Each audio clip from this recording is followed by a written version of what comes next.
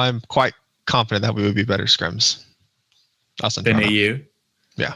At this point, just at the current point, I think. What's your experience with EU scrims? Like, how many teams have you scrimmed? Because obviously you couldn't scrim EU teams until the Koreans were over, right? Because the ping was impossible. Everybody's been saying this whole thing about they should feel unbeatable. They should be so good. I said that. Yeah, which I understand that like that narrative and that like way of thinking. I really do, but I'm not going to sit there and act like Mayhem were some unbeatable team last year. Did you experience that in scrims as well? That these guys were just getting stronger and stronger, and how have they managed to do this?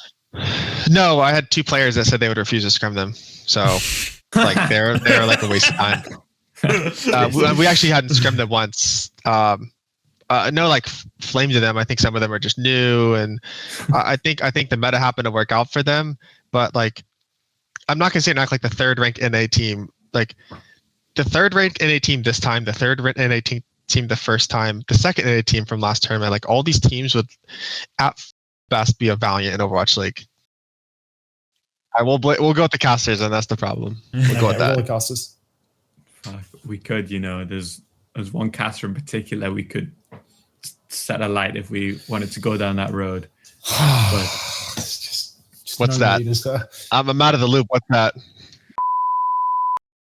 Hello everyone, welcome to episode 21 of Uncoachable. We've got 20 episodes in the bag, and that's been 20 episodes of successfully echo chambering Reddit, successfully shitting on players who are already down, and spreading biased opinions while acting neutral. And here's to 20 more episodes of the same.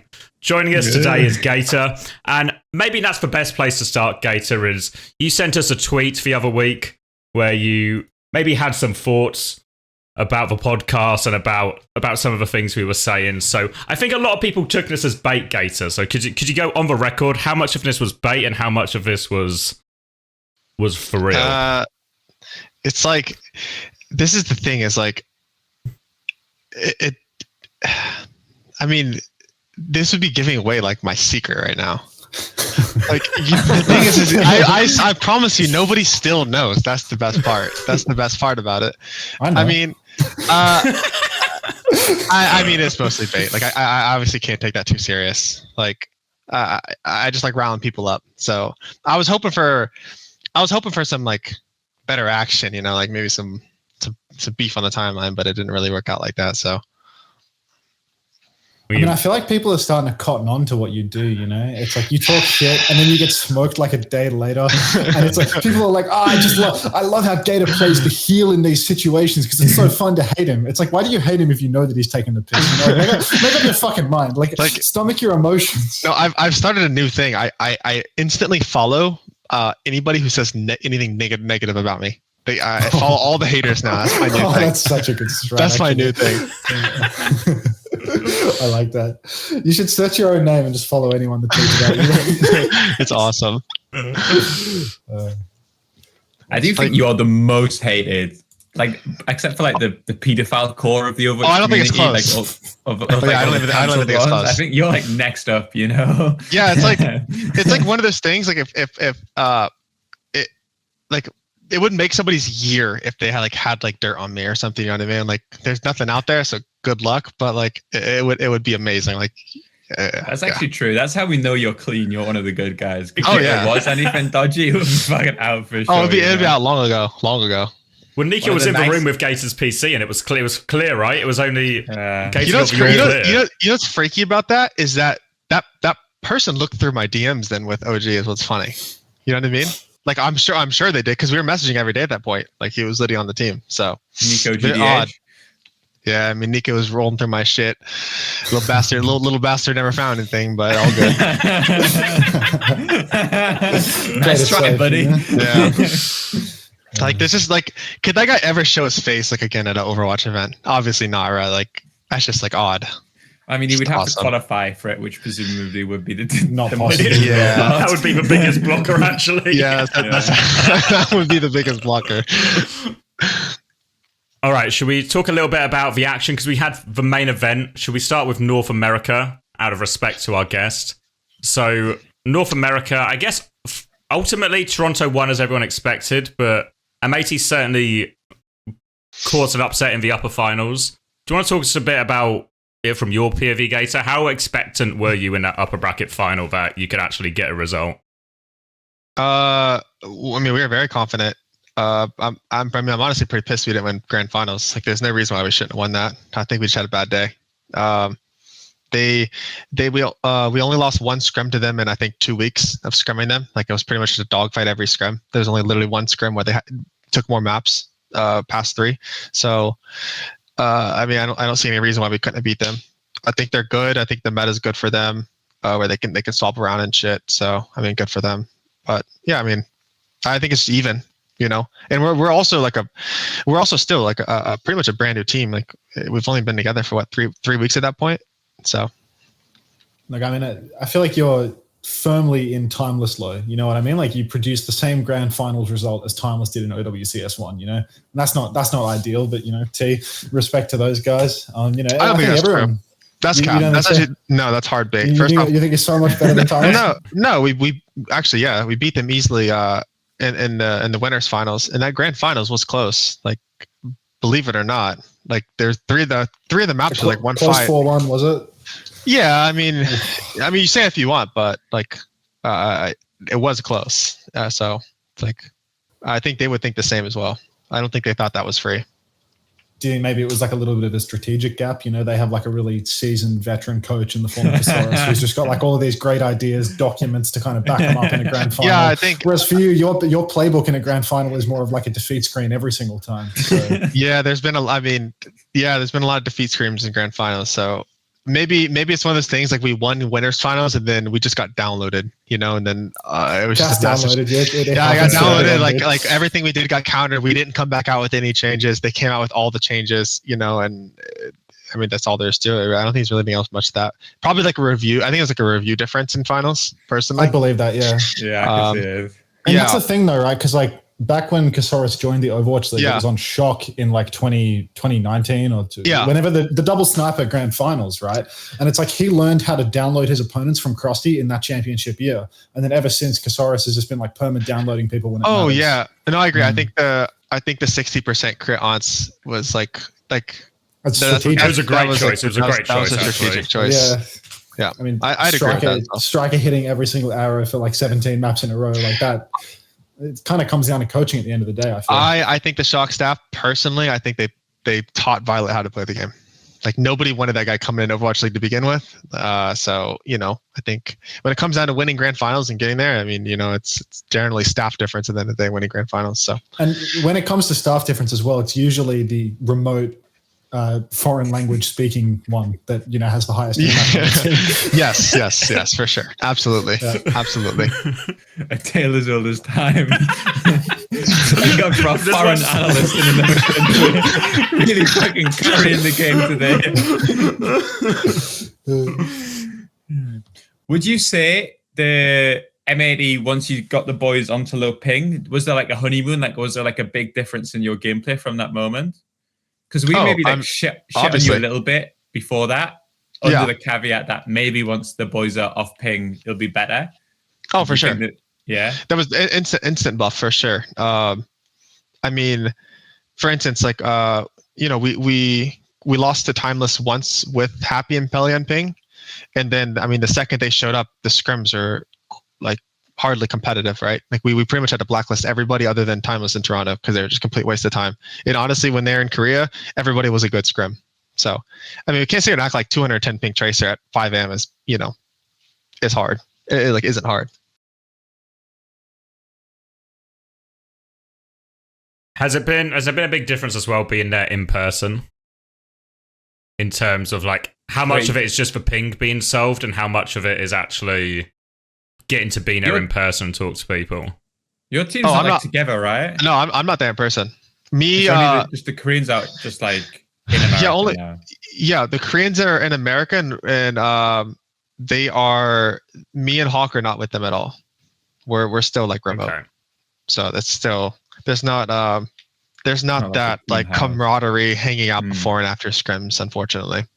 Is there anything in store then with Dallas now on the line, like any sort of boot camp or getting you guys out somewhere beforehand or to Dallas early or anything like that? I don't think me and Hawk are gonna. The only way me and Hawk would be able to meet up with them at all is if we paid like out of our own pocket. And I don't even think there's like PCs to use, so I don't think that's really an option. I think we'll just meet up with them in Dallas, realistically. I don't think there's really any other option. We're not like I know we're like an org, but our org isn't going like they're not dumb. They're not going to just blow on. They're not going to blow money like Toronto or something. You know, just because they have it. You know, they're not going to like just spend hundreds of thousands of dollars. You know, unnecessarily. They'll spend the minimum they need to get what they want. If that makes sense. Yeah. Which is realistic. You know, that's normal. I think most orgs are doing something quite similar. Like I think even if you look at something like ENCE as another good example of a team that's like they're spending money, but they're not looking to break the bank. They're just doing what they need. SSG is the same, right? We might actually do a boot camp, to be honest. Nice. We consider that. I think we have like offices, but in America, which would be nice if we get like over so we can adjust like with the jet lag early. I think that would be nice. I also like, for what it's worth, like EU is going to be such a fucking shit show to scrim. Because I think TM aren't going to scrim with their like Dallas roster. So no one's actually going to even let us scrim the Dallas maps from EU because they need to do the FACEIT maps, which is kind of annoying. And yeah, I feel like the level in Europe is probably a little bit less than what it was like maybe even like 2 weeks ago. So I think actually like an American boot camp where I can like triple block against Kasaurus and Gator, I think is actually like the best thing, especially like I guess there's probably a world in which Falcons get across early too. Like you could see that org maybe would buy a boot camp for the boys. So if some of the Korean teams get over early too, then maybe there's like a really, really nice like set of scrims available for everybody for a few weeks. I'm quite confident that we would be better scrims than EU. Yeah, at this point, just this is the current point, I think. What's your experience with EU scrims? Like, how many teams have you scrimmed? Because obviously you couldn't scrim EU teams until the Koreans were over, right? Because the ping was impossible. Oh no, we've literally only scrimmed 2 blocks because we just it's just too hard. And then we've only scrimmed you guys once, and then we scrimmed ENCE once. So that's literally the only 2 blocks we've ever done. Yeah. We never scrimmed Twisted Minds or anything. Yeah, I don't know why like TM never do the. I don't know why they never. Maybe they just don't like. I mean, it's fucking TM, right? They probably don't like to play on fucking. It's the ping thing for them. I'm pretty sure. And it's just like it feels really. But like the logic is we play on Netherlands server anyway, right? Which is what TM scrim on normally. So the ping doesn't really like make sense, I think. But I think my experience with TM in scrims is they like to be comfortable and winning for them to have a good time. They're not really big fans of not winning. Yeah, I've seen some of their scrims. I've seen some troll shit going on. I'm not sure what that was about. Yeah. Maybe we can talk about TM later. Is it going to end up in this weird situation then where like it's just going to be like SSG, ENCE, M80 and Toronto in some kind of like elitist club only scrimming each other? Yeah. I think that's optimal for it. I mean, honestly, if our teams want to go far, I think that's the most optimal way to do it because you're cutting out the one shit NA team, the one shit EU team, and then you're cutting out the 2 Koreans from getting practice versus kind of like what we'll play. Because like for instance, we'll scrim SSG, right? And we'll probably adopt some of their shit where we'll try to figure out counters and so on, right? Like the more we scrim, and it's like not something that they would want the Korean teams to know, right? So I think it probably is most optimal for none of us to scrim realistically. And then let them enjoy their jet lag and not scrimming versus the Western teams. And I actually think they'd be very beatable. They really would, especially since they're stubborn fuckers. They're just gonna play some fucking dive. No, literally they will. They'll beat their head against it and then they'll say, oh my God, if we just fucking focus this one guy, we just hit this one pulse bomb, you know, like we could have won. Oh yeah, no fucking shit. You could have won, you know. You played perfect. Nice job. Like I could point out, I can go from overhead and tell you how you could have won every single fight if every person played perfect. So, I mean, yeah, I think it'll end up being something like that. Because we benefit a lot from scrimming SSG. I think they benefit a lot from scrimming us as well. So I don't see any reason why we wouldn't. I mean, for us, what it felt like towards the end was that like it just got really, really bad to the point where like if our scrim wasn't Toronto, M80 or ENCE, it was genuinely like just there was like in scrims, like you need to like there needs to be a certain level of like resistance for you to like know if a theory works or not, right? Like, can this hero work on this map? Can this push work? But it was like any other team that we scrimmed, it was just like the answer to every single thing we did was just it can work, you know? That made it like really difficult to upgrade our theory. I feel like that's like something that like maybe the Koreans will have an advantage over. Generally speaking, is they probably have more teams who can stress test their ideas, you know.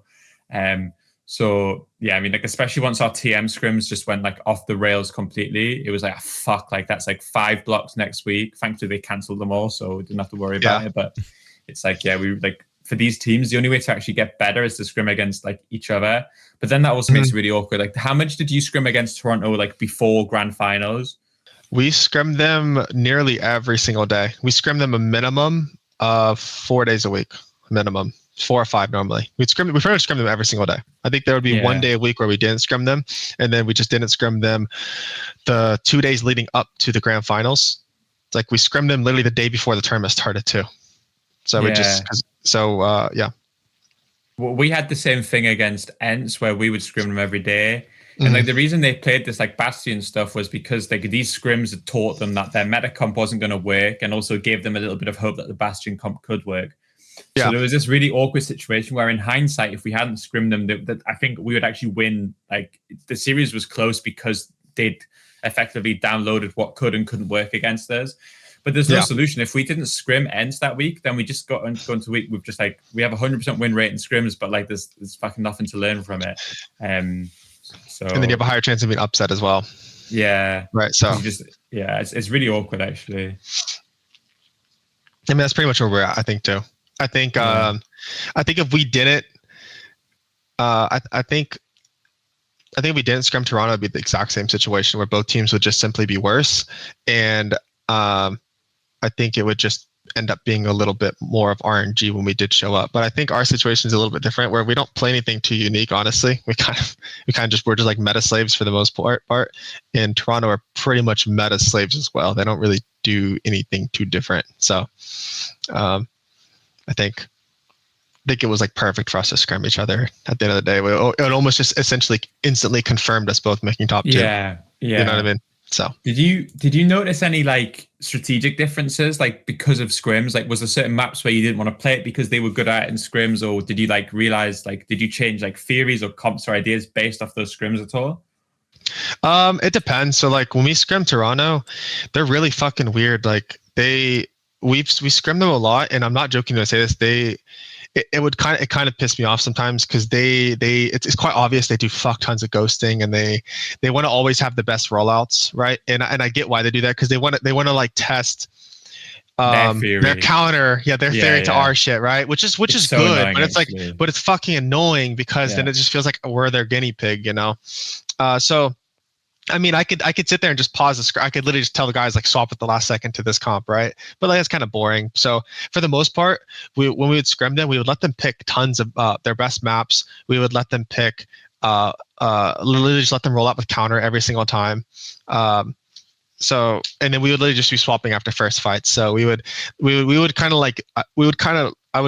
we'd essentially know that we're letting them like have like an advantage, and we're fighting like an uphill battle against them, because it's like it's better to have like them roll out the better comp and then us have like the harder clawback essentially. So when we go in the match, we happen to coin flip the right comp, you know, the counter, then we're ahead. So I think that's kind of like how we did that, which gave them like an edge in scrims a lot. But I didn't really care, because there's tons of times where I would like they kept picking the same. I kept picking like I think it was Hollywood, or they kept picking the same map. I'm like, dude, like, you actually think I'm like ever let you pick this shit in a match, right? Like, there's no, like, why are you still picking this map? And I literally asked them that, and they're just like, whatever, man. Like, all right. Like, okay, well, it's like if you keep picking this map if you want, but you'll never pick it in a match. So it was kind of like that, where it was definitely both teams doing that. And I know they had their own idea of like how, because I'm quite sure they knew they were going to play us in finals. So I think they had their whole own idea of, you know, what they want to do.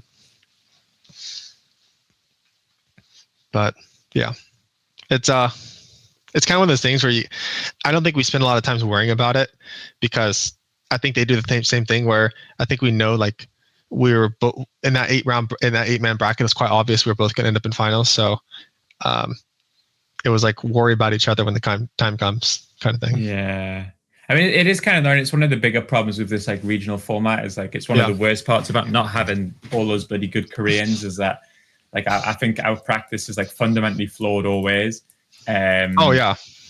And obviously in Overwatch League, it was like, you could always dodge the team that you were playing against. Like every team would, right? Like the only, like maybe like the playoffs, we played against you guys a little bit, but then we didn't even know like the bracket, and maybe we didn't expect to play against each other even within the group. Yeah. But it's like, we were the same. It was like, it felt based on scrims, it was absolutely inevitable that the final was going to be SSG versus ENCE. But yeah, we're going to have to fucking scrim it, you know? Like there's just like, there was no way to get around from that. Yeah. So that's just going to be like the reality going forward, I think. Yeah. I mean, yeah, I think that the difference is I think they I don't know this for sure, but I think they think they're better than they are. So I think that might hurt them as well, because we kind of like know we're shit, if that makes sense. Like the players are insane, but like the team just got formed. There's so much to work on. It's just like feels like starting from the ground up, especially with two of our players pretty much never playing on a mixed team. I mean, UV kind of did like the second half of that Toronto, but not really. Those guys spoke perfect English, so I don't even really count that. And then our two Koreans being on a full Korean team last year as well. So it's just like and then on top of only having one staff, you know, like fucking hell, I haven't even like made it to like POVs yet kind of thing. Like it's just so much work. So like we're like just really far behind. So I mean, we're not happy with losing, but like I don't think we should have won, if that makes sense. You know what I mean? So yeah, I'm not upset about it, but I am, because I do feel like, of course, I'm like the biggest sore loser ever. So like, of course, I like don't like losing. I don't want to, like, I don't think they should have won, but you know, given the whole thing, you know, I'm not too upset over it. Did you expect when this Toronto roster was built for them to be stronger than they feel like to you? Honestly, no. You know, like everybody's been saying this whole thing about they should feel unbeatable. They should be so good. I said that.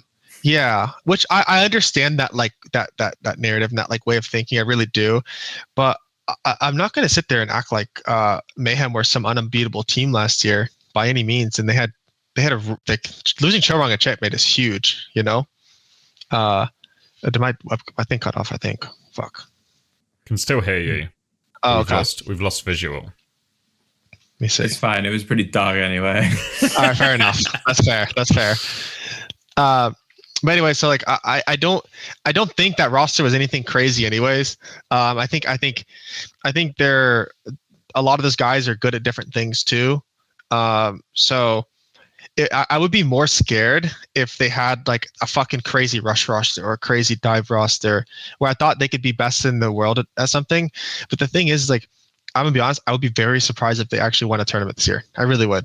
Like international, I'd be very, very fucking. I'd be unbelievably impressed if they actually got first place, and not because they're bad players or anything, but because they're all so different, good at different things. Where like I don't want to like call anybody like bad at this here or bad at this, but it's like very obvious. I don't think they'll ever be the best dive team, or I don't think they'll ever be the best rush team. I think they'll just always be, you know, like a top 6 team, which is great, you know. Or if they happen to roll into a meta where a bunch of Korean teams show up to playoffs and counter swapping, or people refuse to play the actual meta, you know, maybe they'll be fine with that too. That could work. But so I really think it's a very, very beautiful team. Yeah. But to be fair, that is how Florida did actually even win a lot of their games last year as well, especially once we got to like grand finals and stuff. It was still a lot of swapping away from a mirror matchup a lot of the time. Yeah, it was. That's true.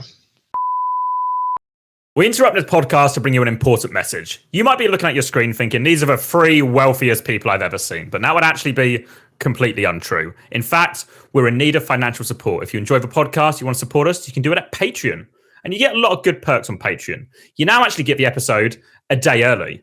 So if you're interested in being ahead of the news, getting all our takes for everyone else, or even interested in cancelling us, if you want to cancel us, if you want to take us down, The important thing when cancelling someone is you've got to be the first person to cancel. No one cares about the second person to blow the whistle. You need to be the first person to blow the whistle. So if you want to cancel us, subscribe to the Patreon, get that early access, get yourself on Reddit, get that headline, get the glory, get us cancelled. One of the other big perks you get as well is you get access to the Q&A. I think we've all had some pretty good questions so far, but I thought I'd open up to you guys and see if you could ask one question to the other hosts, what would it be? I'd probably ask UX for a skincare routine, like the shine on the top of your head there, mate. Like there must be some secret technology that you're using on it. It's actually just good genetics. Some people just get it all. Yeah. Minus the hair, I suppose. And yeah, I don't know. I probably wouldn't ask much for either of you. Don't really care for your personal lives, to be honest. You know, It's more like a work thing for you. Yeah, exactly. This is just my day job. Yeah. All right. Support us on the Patreon, guys. Thank you. What do you think about Toronto? You think they're like they should be better? I think so. I think on paper, like I think beyond just their roster, I think the logic is that if you, because they were first in, do you know what I mean? Like they can choose, like obviously they're limited by having to get free American players, but actually they can choose any free American players and in theory, like almost any two Korean players, right? Like there's not a lot of NA. I mean, there's literally enough. I don't know if you can go over one hand of good NA players, like literally. Yeah. I mean, but so like getting Lenny, for instance, was fucking huge because there's just like no other replacement, you know. So like sure, like I had to get Pelican, right, because I didn't feel like there was another flex DPS that could like consistently compete at the top level on like an international stage. You know, like there's a couple sick Tracer players. There's some guys that were that are good in NA, but you know, like to actually play the full roster, I actually don't think there was a single person, especially since we couldn't do subs. It had to be a 5-man roster. Yeah, but I feel like there's this idea that, you know, if I can pick like the top 3 American players and I can pick any 2 Korean players in the world, get them visa and get them a team house. Yeah, I feel like you should kill the region dead there. You know, maybe they got like unlucky that you guys were also able to like sponsor or like get Koreans over because that like evened the playing field a little bit, and you guys were able to work around it. But I think like it's like the resources and stuff. Like I don't know. I mean, to be fair, they've won both tournaments, so for us to like call them a disappointment probably is a little bit harsh on them. You know, like in a way they've kind of killed the region dead because they've just kind of like won both tournaments. But I don't know. There's like no competition though. Yeah, it should be like a Thanos snap. You know, it should have just been fucking done. Like everyone is fucking like is dead immediately. When I mean, it was last tournament, but like the M80 team was dog shit last stage. Right, and then Timeless was, I mean, I don't know what their deal is, but they got shit on too. So yeah, I mean, I don't think there's really any competition for the most part. Like it's not a very hard region to make it. It really isn't. I mean, we beat them. We got our guys to the States, and we beat Toronto 3-1. Like I don't know, literally days after them getting here, right? Like a week after or something. So you know, that's like it's pretty good improvement, you know. So, I mean, I think they're overworking too. Like they're spending way too much. I think they're just overworking everybody as well. So I think they're taking it too serious, and also there's a lot of pressure. It's like the thing is I guess you guys are probably like this in EU now too, where it's really not fun being the team expected to win. You know, like that Toronto team, for instance, no matter who was in charge of that or no matter who ended up on that team was going to be expected to get first place no matter fucking what, undisputable, non-negotiable. And if they don't honestly probably dominate, they're probably going to get flamed, right? For the most part. Yeah. Like they can't even win close. Like them losing to us in the winners finals is like enough to flame them, honestly, right? So really them winning grand finals, I'm telling you, I don't think most everybody on that team was even happy or on that org. It was more of like a sigh of relief, which to me takes the complete fun out of it. And I'd much rather be an underdog team. Yeah, I mean, it is definitely similar for us. I think, especially with how our scrims went this stage, like everybody was SSG a favorite. Yeah. And it like when we were losing 3-1 in that grand finals, there's an element of like, fuck, like actually second place would really suck, you know? Right. Yeah. There you go. Yeah. Which is kind of a shame. Yeah, and I also do think it's a bit of an equalizer meta too. You know, it's like, you know, I mean, it's like Lucio Arisa, right? I don't think anybody. I don't think the NA teams or most teams are coordinated enough like you guys and have that kind of camaraderie to play a like the sim comps are really fucking hard. They're like weirdly really hard to play. They really are. And like you can play the sim comp and then you can fuck it up and you can review for 3 hours after and go over every single way you could have won each fight with the sim. But like it's really hard to do that shit like mid fight before the fight. Like it takes like a certain kind of team for that, and it can take a lot of time to get there. So I think in NA everybody literally just end up doing some shitty ass boring mirrors, and I do think that was kind of like a bit of an equalizer meta as well. But I say that, but then Toronto were in a dogfight dive mirror versus what their team was, the SOG team. So, I mean, and there was no excuse for that to be close. So I'm not really sure actually. Well, yeah, because one of the big winners in this meta, or in this tournament especially, has been students of the game. Because I think coming into it, nobody expected them to really be like, I know they technically had the circuit points and all of this, but I don't think anyone really expected them. So did you experience that in scrims as well, that these guys were just getting stronger and stronger, and how have they managed to do this? No, I had 2 players that said they would refuse to scrim them. So like they're like a waste of time. We actually hadn't scrimmed them once. No, like flames of them. I think some of them are just new, and I think the meta happened to work out for them. But like, I'm not gonna say not like the 3rd ranked NA team. Like the 3rd ranked NA team this time, the 3rd ranked NA team the first time, the 2nd NA team from last tournament. Like all these teams would, at fucking best, be a Valiant in Overwatch League. They would be like a pity spot to NA players because nobody else, like they could get nobody else essentially, to work for free essentially. So. Like I don't think these teams are not good. I'm not gonna act like they are, and they need to know they're not good, and they need to know they need to improve because the region needs to improve. So, like I know a lot of these players, and they're very complacent.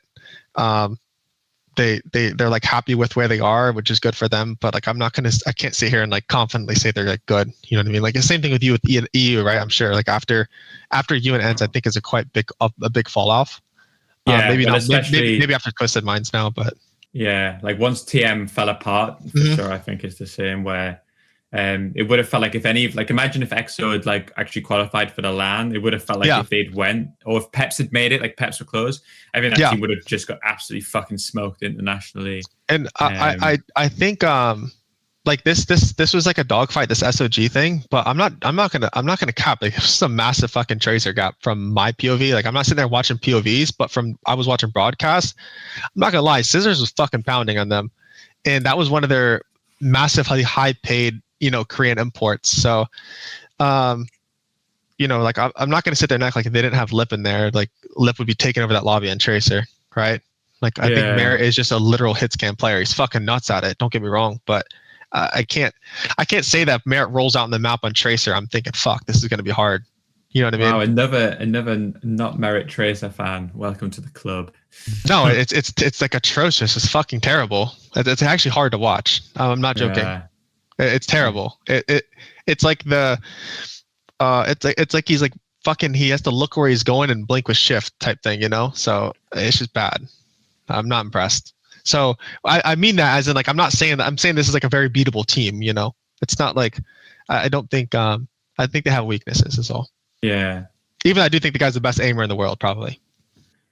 Do you think if Timeless had gotten 3rd spot, they would have had the same international? Like would you have given them a chance internationally, or do you think they would have had the same thing as Students of the Game where most people assume that it's going to be really, really tough for them to win to more than one map? Timeless would never be more than a Los Angeles Valiant in Overwatch League, so I don't think they would have a chance. I don't. So you think it would be like the same? Oh, yeah. Do you think Timeless is better than Students of the Game? They just like choked it? I do. I definitely. 100% definitely do. I think they're better for sure. I think they're. I think. Will you play SSG, right? We play Students of the Game, yeah. Okay. Like, I'm not joking when I say this. I would be surprised if they won like more than one team fight map. Okay. I really would. I'm not joking, and because I mean they have to play on LAN now. Like your guys have played on LAN. Like it is a whole lot more to it now, kind of thing too. And I think Timeless also has like a choking issue. So I don't think anything's really going to change. You know, like all the COVID kids just keep choking over and over and over when like any kind of like pressure gets to them. So we should be okay. First round in the bag. Oh, you have a literal free win first round. I'm 100% sure. 100% sure. You know, like maybe if the meta changes or something, sure. Like, but I don't see any way.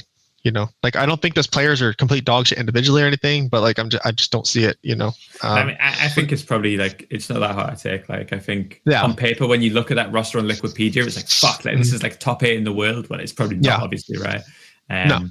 But like it does feel like that roster's like I think a little bit out of place. But I think getting to Dallas is like the achievement for them, Yeah, right? for Like sure, I don't right? think Like, they didn't expect to be a top 8 in the world team coming into this. So them No, doing I don't this think is so gonna either. be achievement. Yeah, I don't enjoy the holiday, and PG will just get fucking outrageously fucking drunk at the after party and go talk to everyone. Yeah, like I don't think they think they're the. They don't think they're like you know, a top ranked team or anything. So I think it's I think it's a bit criminal that you know they're there and the FTG and the other team isn't. But whatever, you know. I really wish Donghack's team would have made it. That's what I was really hoping for, but it didn't happen. The reunion. Yeah. The thing is, everyone talks about Yeti. I think Yeti are fucking shit. I'm gonna keep it real. I think that all of like the top 2 in the top 2 EU and top 2 NA teams would beat Yeti. I feel like Yeti is like that's We're just like a dive one trick, I think, really. It's like such an average roster. Like FTG is like, okay, if FTG came to LAN, I think there's actually some really fucking good players there that I would be scared they would like be able to beat us. But I feel like people are like, when people are like, oh, Yeti should be at LAN, I'm like, fucking Yeti are like actually maybe the better students of the game. I feel like on paper that roster is like fucking like 16th and I'll know. Like, I think they're just. I mean, they're probably I really think they're just one of those. They would have been one of those APAC teams that were just good in dive, like dive one trick teams. I don't think there's really anything else to it. I do think they'd be pretty easy to beat since they can't swap, but I think it'd still be fun to like. I still think a lot of those players are up and coming, and. I do wonder like what the meta is going to be for Dallas because there is like a couple patches coming out, so I'm not positive, but I think it'd been just cool to see them there because any way you look at it, like I don't think their team's insane, but I think the player quality is something to like worry about going into a match. Like I do think you'd much rather play students of the game than Yeti, right? Like without a doubt. Like, I don't sign that one. Yeah, especially since like the map pool is kind of fucky too. Like there's some dive maps too. You know, I don't know the full format, but so.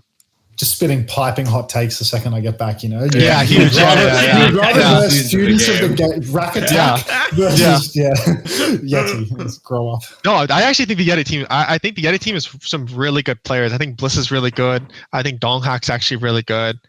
And I think those DPS are really good. I really do. Is that Knife Viper? Knife and Viper. Yeah, Knife Viper. Those guys are good, dude. Yeah. No, dude. Don't get me wrong. Obviously better than NA, but I don't know. I think they're fucking hyper overrated. I think that's actually like the fact that Yeti is the 4th best Korean team is the same sign that like NA is a fucked region because students of the game are qualifying for LAN. Yeti being the 4th best Korean team, like it's like it shows how the Korean scene has fell, like the overall talent. I think like especially like Knife though, like there's a huge DPS quality difference between NA and Korea specifically. I think EU has like some actually like sleeper like really good DPS players, but NA is actually like insanely short on like elite DPS players. You know? NA is being like mega propped up by your Merits and your Pelicans and stuff like that. Whereas Korea, there's like flex DPS players that are just like out of this world good. They're a dime a dozen, you know, like they just fucking spawn. Finishing like 8. Yeah. Like who would you Zest take though, in Mike? Would you take M80 versus Yeti? Who would you bet on? I would definitely take us. Yeah, I would. You have to take us. There's no way. Got to put my money on M80, you know. Like, Liar is bringing home the chip. Especially with like the meta, with the meta for sure. I mean, if it's like some hard dive meta, you know, whatever. But I mean, Yeti are the dive forces though, so like that could be a problem for you. I think you might have some players, or one player in particular, that might crack under a bit of that Korean dive pressure. You know what I mean? I mean, I think every other NA team would too. Then, so. I mean, I think Vega RuPaul, that's rock solid comparatively. You know? Yeah, they got us for sure. One of the other teams, and maybe this is suitable you're back for this bit, Max. One of the other teams that did pretty well in the lower bracket was Citrus Nation, which maybe nobody had on the cards. Maybe they had on the cards a little bit after they killed Timeless. But once they killed Timeless, they weren't done killing people. They came and killed Luminosity as well. So I guess this is your chance then, Max, to talk it through us from the man on the inside. Yeah, look, I think Luminosity had a little bit of difficulty over that week. You know, we've talked a lot about the lights getting too bright for many different teams. And unfortunately, you know, you'd think Luminosity would get some sort of buff with a name like that. But unfortunately, when the lumens get really, really high, even Luminosity potentially could be struggling. And Luminosity was in a really high lumen environment for those matches because the boys had to travel for a collegiate LAN. So first, they had to play this collegiate LAN on stage where they had no audio for the whole match. And then they had to go and sit next to the stage on some Cumlo computers with 140 FPS monitors or whatever to play their next match while the League of Legends match was blaring in their ears. So first match for their collegiate game where they got absolutely whomped. They were just like getting blinded by the lights. You know, the lumens were literally killing them. And then they had to sit down next to the stage, next to some more LEDs, and just continue to be bombarded with lumens, ignoring the elimination stakes of the game. So it was real tough for them, I'd say. It was probably the opposite of ideal match conditions for everyone. I mean, their coach was off in Thailand holidaying instead of doing his job. But coaches don't do anything anyway, so I wouldn't read too much into that. You know, I don't think that has much of an impact on the outcome of the game. But yeah, I mean, I think the boys were just in a terribly luminous environment, and that is not optimal for match day performance. It is actually, it's like a crazy sign of like how fucking doomed our esport is. That like the Collegiate just fucked so many teams this week, you know? Like there was no scheduling. So this like, no offense, of course, like this fucking Cumlo Collegiate fucking LAN, like was a priority where like Admiral couldn't play for fucking TM. Lethal had to get on a flight for Citrus Nation. Everyone was playing like away from home and stuff. And it's like this like biggest week of the career. Everyone was actually unironically had bigger priorities than the biggest fucking tournament of the season. Because I thought Citrus 100% could have beat Students of the Game as well. I think Students of the Game are getting rated like super highly, but like I don't think they're that insane by any means. It's like even did you talk about the lower bracket game, like Fuck My Chungus versus Students of the Game? Did you talk about that? Because even that game, again, Fuck My Chungus Life basically lost because of that college LAN. Because again, Wamain 1 was on one of those collegiate teams. Oh, and his monitor fell off. Yeah, he missed the first two maps of the series because he gets there late. He has technical difficulties. He just can't play come match time. So he misses the first two maps. And then by the time they're down 0-2, then they sub him in. You know, like I thought Chungus was like actually a pretty solid team. You know, like I thought their DPS line is pretty solid. Ariel is like, you know, he's one of those next up tanks. And they just got smoked by Students of the Game. But Students of the Game, like that is not a team that is like a cut above everyone else in NA. You know what I mean? Like that third through to like seventh slot is such like a slop of teams just fucking dogfighting it out every scrim. Like nobody is dominating anyone in that bracket. But the matches, you know, like all the teams that were at the collegiate LAN just got dominated. Yeah. Was Students of the Game the only team without anybody at the LAN? Out of those like selection of teams? Yeah, just a bunch of uneducated bums. I think they're all full-time. They're full-time esports pros. Nice. $3 an hour grinders. Like you got to respect it. Yeah, it's not bad nowadays. That's actually not that bad. It's a good rate. Yeah, that's pretty. I think that's the going rate right now. Yeah. Did Blizzard know you guys had this LAN? Like how much? Because I know I'm trying to remember what it was. They like wrote like an announcement, didn't they, in the channel? It's like if anyone has any like scheduling conflicts, please let us know. But it was like this was like and they said like Collegiate, but this was like 2 fucking days before the tournament to the point where it was fuck. Like, did you guys just like not inform Blizzard like really ahead of time, or was it just one of those things where there was really nothing to be done? They knew, like, because our match was first, like our very first lower bracket game versus Citrus, so they knew that we were at the LAN, and like you know how there's that rolling schedule that can make things happen really quick. Yeah, they basically told us like we know that you have these collegiate games right before, so even though we have the rolling schedule, we'll give you an extra 25 to 30 minutes, you know? Like, we won't roll straight into your match. Like, that's the level of leeway that they were able to provide people, you know? Like, we will roll the schedule a little slower. That's the kind of, like, that's the adjustment that Blizzard will make for you. But I think to some extent that's reasonable, you know? Like, I think the fact that Lethal couldn't play his game is the only real, like, criminal situation here. I think everything else, like, Admiral, I think Admiral got screwed as well. Yeah, I mean, I don't know what Ollie's situation was, but like main one being late and then Lethal needing to catch a flight out. These are things that 100% could have been avoided on the college side, you know? Yeah. Like the college knows that the players have these overlaps and they can make adjustments, you know? They can get the players there on an earlier flight. They can have Lethal leave on a later flight, you know? It's like I saw Lethal tweeting at Blizzard like, hey, why didn't you reschedule our match for me, Collegiate land, blah, blah, blah, blah, blah, blah, blah. It's like, go to a fucking internet cafe or change your flight or something, you know? It's like no one was forcing you to get on that flight except for your school, right? So tweet at your school, not Blizzard. Like Blizzard should, I don't think Blizzard should have to reschedule the whole tournament because your school is organizationally fucking useless, you know? Like that's not the school's fault. Obviously, like lots of the people competing there were in suboptimal conditions because nobody playing at that LAN qualified for the event at the end of the day, you know? And like many different teams had many different problems, you know? It's like Luminosity had setup problems. Will and fucking Lethal were both like, you know, late or the opposite of late. Early. You know, in their own ways. So everyone that was at that LAN suffered some sort of detrimental effect, you know? Ollie got shot in the head over it. Like Ollie got actually maybe beheaded over it and had his hands cut off. I don't know. Something terrible happened to Ollie. But everyone that went to that LAN suffered one way or another. But at the end of the day, I don't think that's on Blizzard, you know? Like I agree. They're never going to change like fucking Championship Sunday. Like, oh, we'll do this tomorrow, lads, because Lethal's got to get a flight. Like, that's what I mean. You know, like if Lethal has the schedules ages in advance, talk to the school. Say, hey, I need to be here for this and this. And it's like, my understanding is that the NACE organizers, you know, like they made an effort to put setups aside so that people could play. Admittedly, they were shit, right? Like issues with frame rates or issues with like crappy monitors and issues with the setups, bad audio right next to the stage, blah, blah, blah. Like there are problems. But at the end of the day, it's like, if you can't stomach these problems, go to an internet cafe, go somewhere else, you know? Like you can't have everything catered to you. You've got time to solve these problems as well, right? Like no one was surprised they were at Collegiate LAN this weekend. That's what I mean, you know? Like everyone knew the schedule conflict was happening like ages in advance. So if you're really worried about like, I really want to focus on the lower bracket game, can I find somewhere else to play? Can I find a good place to be at? But it felt like nobody really made the effort until like when Lethal tweets, right? Like an hour before the match or half an hour before the match, like, oh, this is fucked. It's like, what do you want anyone to do half an hour before the match is on, you know? Everything's kind of in place already. But yeah, I guess like the thing is too for these colleges, like their priorities are like they actually don't give a fuck about your like OWCS career, you know.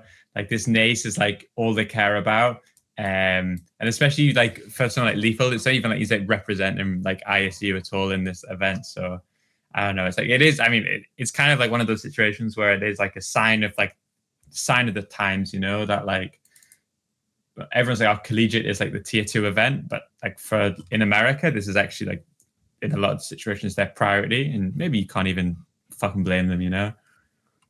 I mean, I think the reality is if you're at a school getting a full-time scholarship to compete in their collegiate centric tournaments, it's silly to think that the school is going to make every accommodation in the world to basically for your extracurriculars, you know, for something that they don't need to or benefit from competing in. All of the metrics that these schools are going to use to say, is our team doing well? Are we happy with our team's performance?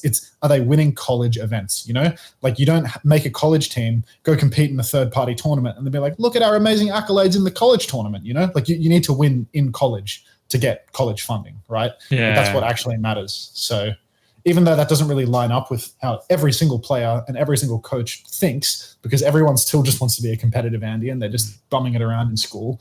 At the end of the day, that's the reality of the situation. That's something people need to come to terms with. Are you like dying over there, Blake? Like I've seen you just like dropping in and out, shaking. My camera just keeps dying over and over. I don't know why. Just literally never done this. Big struggle. I'm just hearing excuses. I'm not gonna lie. I've seen that opinion on Reddit. Actually, I've heard that before. Is there anything too much more to cover from North America, or should we move across? I mean, it's pretty boring. I don't think there's really that much. There's just the collegiate teams bitching about having to go to a LAN. Yeah, we've covered that thoroughly, don't worry. Yeah. Toronto are still shit, even though they won. We've done that. We did a few timers teas. So Yeah. Can we cross the pond? Let's cross it, then. So, similarly here, the team everyone expected to win did win, but it was pretty fucking close in the end. So do you want to maybe just give us like the TLDR of why was it so close? You went from 3-1 the previous day to almost losing, right? 3-1 down. What went wrong on the second day? Yeah, I don't know. Really. I feel like I don't know, we struggled a little bit. It felt like for whatever reason, like our like Ash Sim stuff was really, really effective the day before, but like we didn't get anything off, you know? Like we were always beaten to the punch. They like would fucking go around the corner just as we were about to go. So I feel like we kind of actually went out of the winners bracket game against the Bastion thinking, yeah, there's like, I mean, to be honest, I think the Bastion comp that ENCE play is actually fundamentally shit, you know? Like it's actually fundamentally like not a good comp. It really struggles to win, but it's like, I think their idea was like to play it against us to force us to swap. That was their idea. Like they wanted us to like feel like we had to go Genji, or had to go Orisa, or basically had to like leave our comfort pick that we've been winning on. But yeah, I don't know. I felt like I knew the final wasn't going to be necessarily easy. The same with the winners bracket. I expected it to kind of like be a dogfight. I think this is one of the things where like this is like a real like this is why Gunba's a good coach and why I'm fucking glad the bastard's gone, because I feel like if it was almost any other coach in the world, I think they're just playing the Orisa Kiri, which is what like ENCE played for the weeks and scrims, and they're just gonna like lose 4-0 and they're just gonna go home. Whereas like Gunba actively realized that his team couldn't win on like the meta comp, actively like created a counter comp, built some sort of like theory around it, and pushed us super fucking close. So I do think that was like really, really good from Gunba. But I think especially once we started to play like the Tracer variant, like we just had a real comp, whereas their comp was fake, which I think was like the problem, you know? Like Cass is just like a real hero. Tracer was a real hero. They're playing like fucking like double hit scan nonsense, like Bastion, who's just like, and it's like, yeah, they're just playing like a shit Overwatch comp to try to like effectively like unironically just try to kind of like cheese us. But over time, like the Overwatch like fundamentals of, oh, our comp can actually pressure objective. Our comp can actually play wide. Like our comp can actually have fucking like useful like ults in certain situations. And I think, yeah, eventually, like, I think in a way for us, it was almost better that we like won in the dogfight, because I think obviously there was like choking allegations and stuff from stage 1, which was maybe like reasonable allegations. So I think if we went in and 4-0'd, I don't think that necessarily like proves that you're not like choking, whereas to like come back from 3-1 down, it actually I think gives us like more confidence that like we can actually like when the pressure's on, like it's not a problem for us. So you want the optimal way, essentially. In a way, like for the long term, this was like the best way to win it. Maybe if we went 0-3 down and reverse swept it. I was the series maybe shouldn't have been as close as it was in reality. And I think this mindset is like super insanely valuable, you know? It's like, remember when Shock back in the day, like they would win every map 5 all the time, you know? It might have been the 2022 season. Like you just knew, like the stats proved it, like their results proved it. Every time they went to map 5, they would win it, you know? Like the belief is such an important thing. And if you start to have like this trend of like we win the clutch situations, everyone believes that they're clutch, you know? Like they don't play like cucks when it matters, because they actually like the belief they is think really, they're favored really, in that really situation, you know? Yeah. Whereas if you're a team that's like perma losing the map 5, that's probably the first thought in your head when you load in, you know? It's like, oh, we're on the losing map, you know? Like, here we go again. The screen map, right? I mean, I think for sure, like it was one of those where we could actually like feel it, like in the comms. It was like, fuck, if we like, you know what it was. You know that when Landon hits that fucking Suzu on that Samoa clutch, like the second that happened, everybody in our team knew the series is won. Like you could just like feel it. Like, yeah, this is like fucking over for them now. Like there's no way. And even Junkertown, where we got held at second, there was like you just kind of like felt like we were the better team, and everyone was playing like calmly enough. There was no like, we were way more like nervous and screamy in map 1 than map 7. Like map 7, we were kind of like locked in.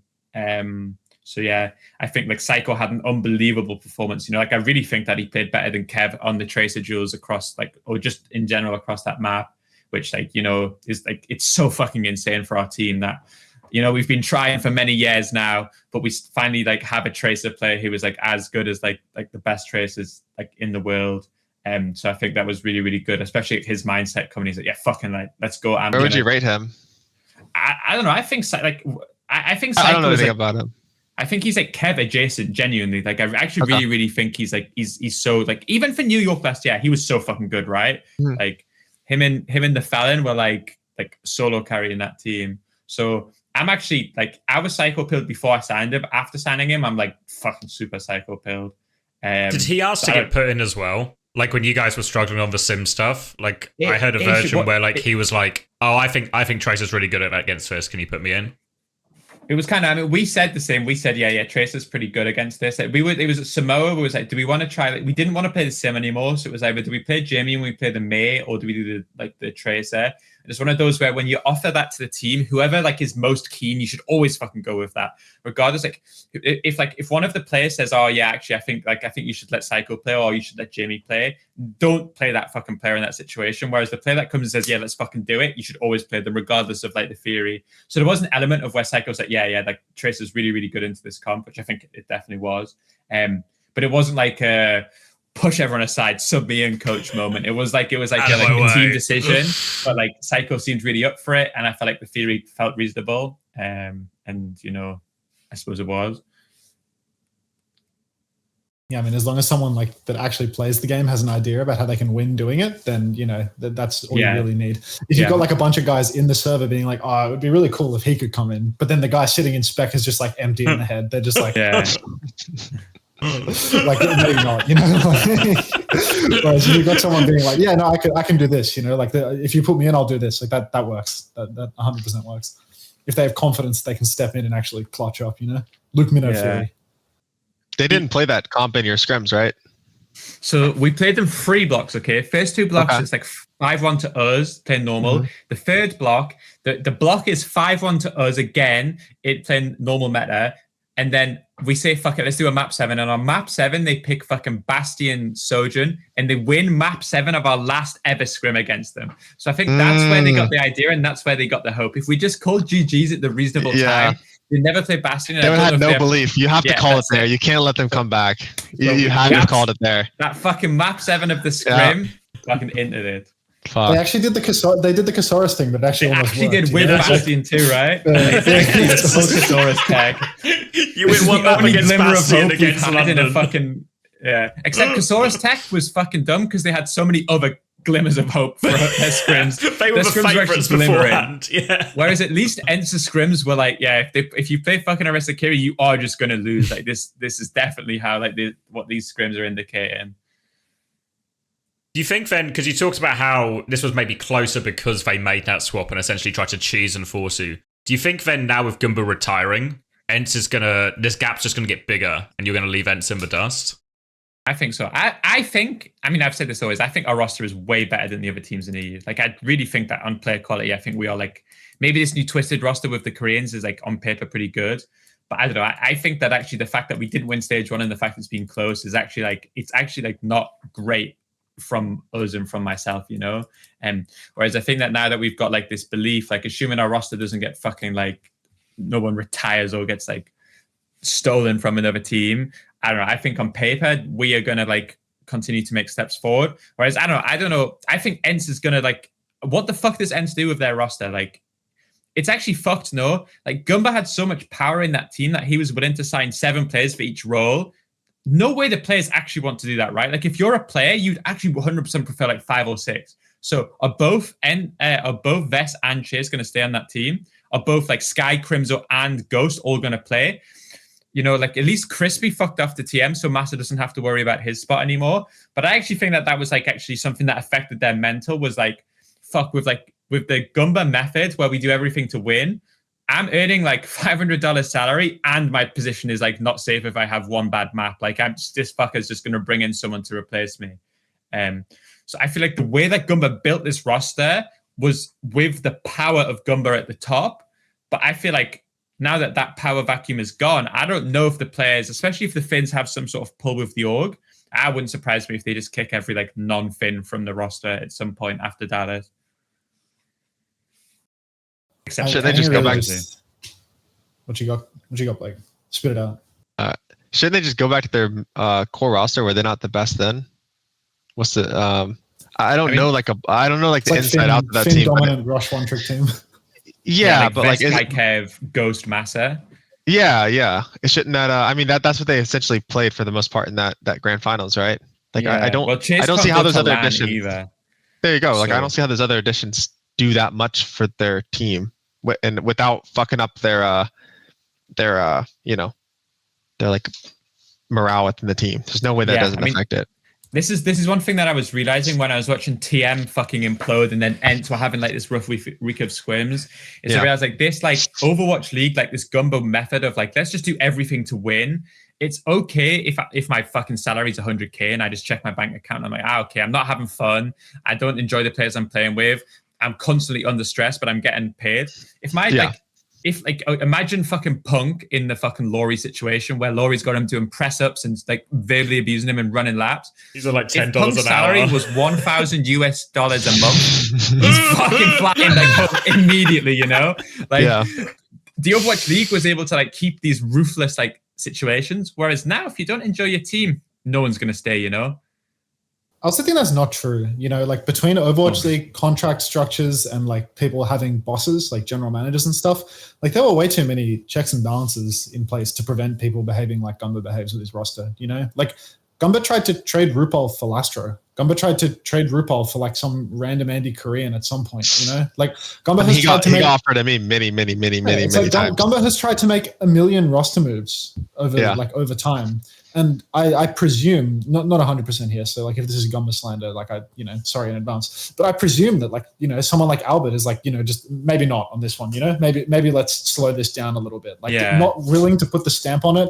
And because like, you know, you needed to pay players out when you drop them and stuff like that, and the payouts were like pretty big. There were reasons why you couldn't just fucking shuffle your roster over and over and over again. But as soon as we get into this like open system, Gunba's just like burn every bridge in the span of 2.5 months, you know? And it's like, if you do that, how the fuck are you going to stay employed? How the fuck is your team going to be happy? You know, like it's not possible. But in the Overwatch League system, like you couldn't burn that many bridges that fast because like your team wouldn't let you kill. Everyone's way less flammable to burn the bridges.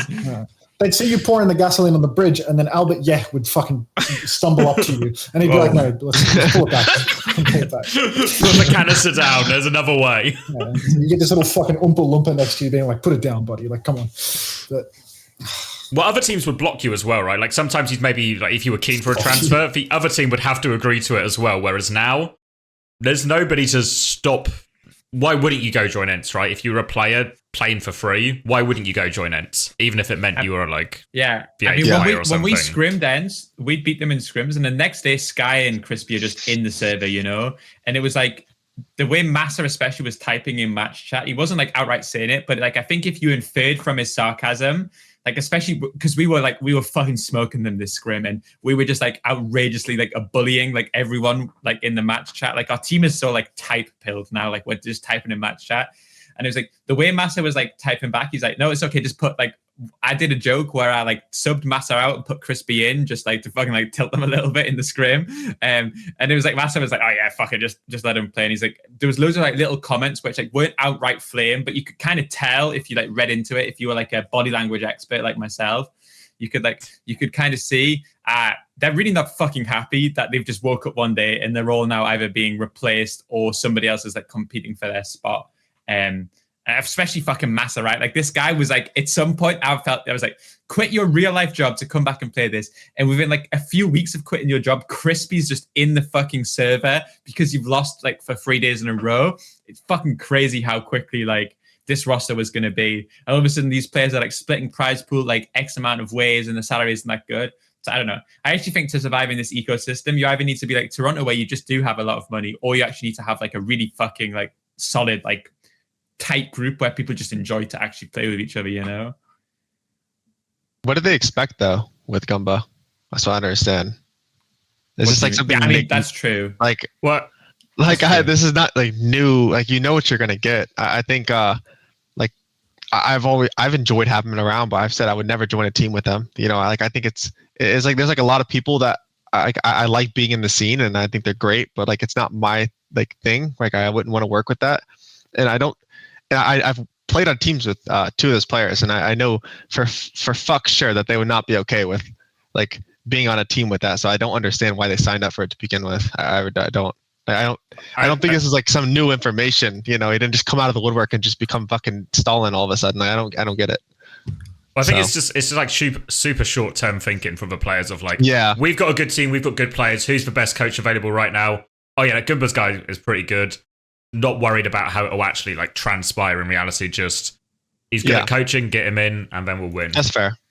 Yeah, I mean, I played teams with Kai and Masa, and they definitely are they're really good listeners. So they like to be told what to do. And like if you say something in game, for instance, or even out of game, like they hear every word you say. They're very attentive with that. So I think they probably thought it sounded nice, maybe, but like getting bullied every day isn't gonna work out either. So I think to be fair, like the actual like what do you call it? Like the actual coaching work on that side of things, I don't think is like as harsh. It's more just the ruthless player cutting and roster decisions, which is obviously really difficult to handle as a player. the win at any cost mindset. I mean, I kind of did the same thing after the first month anyway, so I can't say much.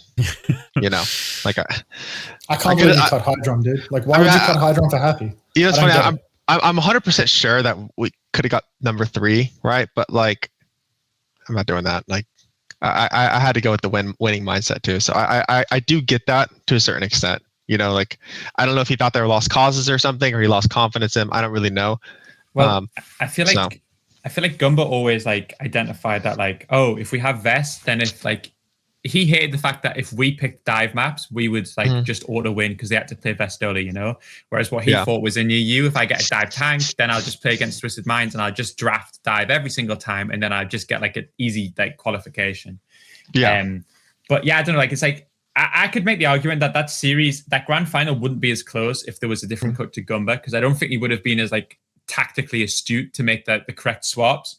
Yeah. I also don't know, like I genuinely don't know if ENCE blows up, like because you scrim them as well, right, Gator? Like that team was fucking boomed that week, like for sure. Yeah. We shook the scrim expecting an absolute dogfight because we had just started scrimming with them in the US and they kind of fell over, and I could tell there was something wrong. You know? And it was the same for us. And as far as I'm aware, that was literally the only week that ENCE have ever had a bad week of scrims. They've actually been like pretty much the top dogs like throughout. And then they had their first adversity test in that week. And I don't know, it felt like everything fell apart. I mean, Gunba literally fucking retired after our scrim, like we fucking scrimmed them, and like he just fucking, I mean, it was like an hour later and the guy had like tweeted that he was retiring. That's what I heard this week did. What do you reckon, Max? Hey, is Gunba going to come back? Yeah. Oh fuck no, dude! Like no, you don't think so? No way. I think you don't understand. Like Gunba's like extremely competent.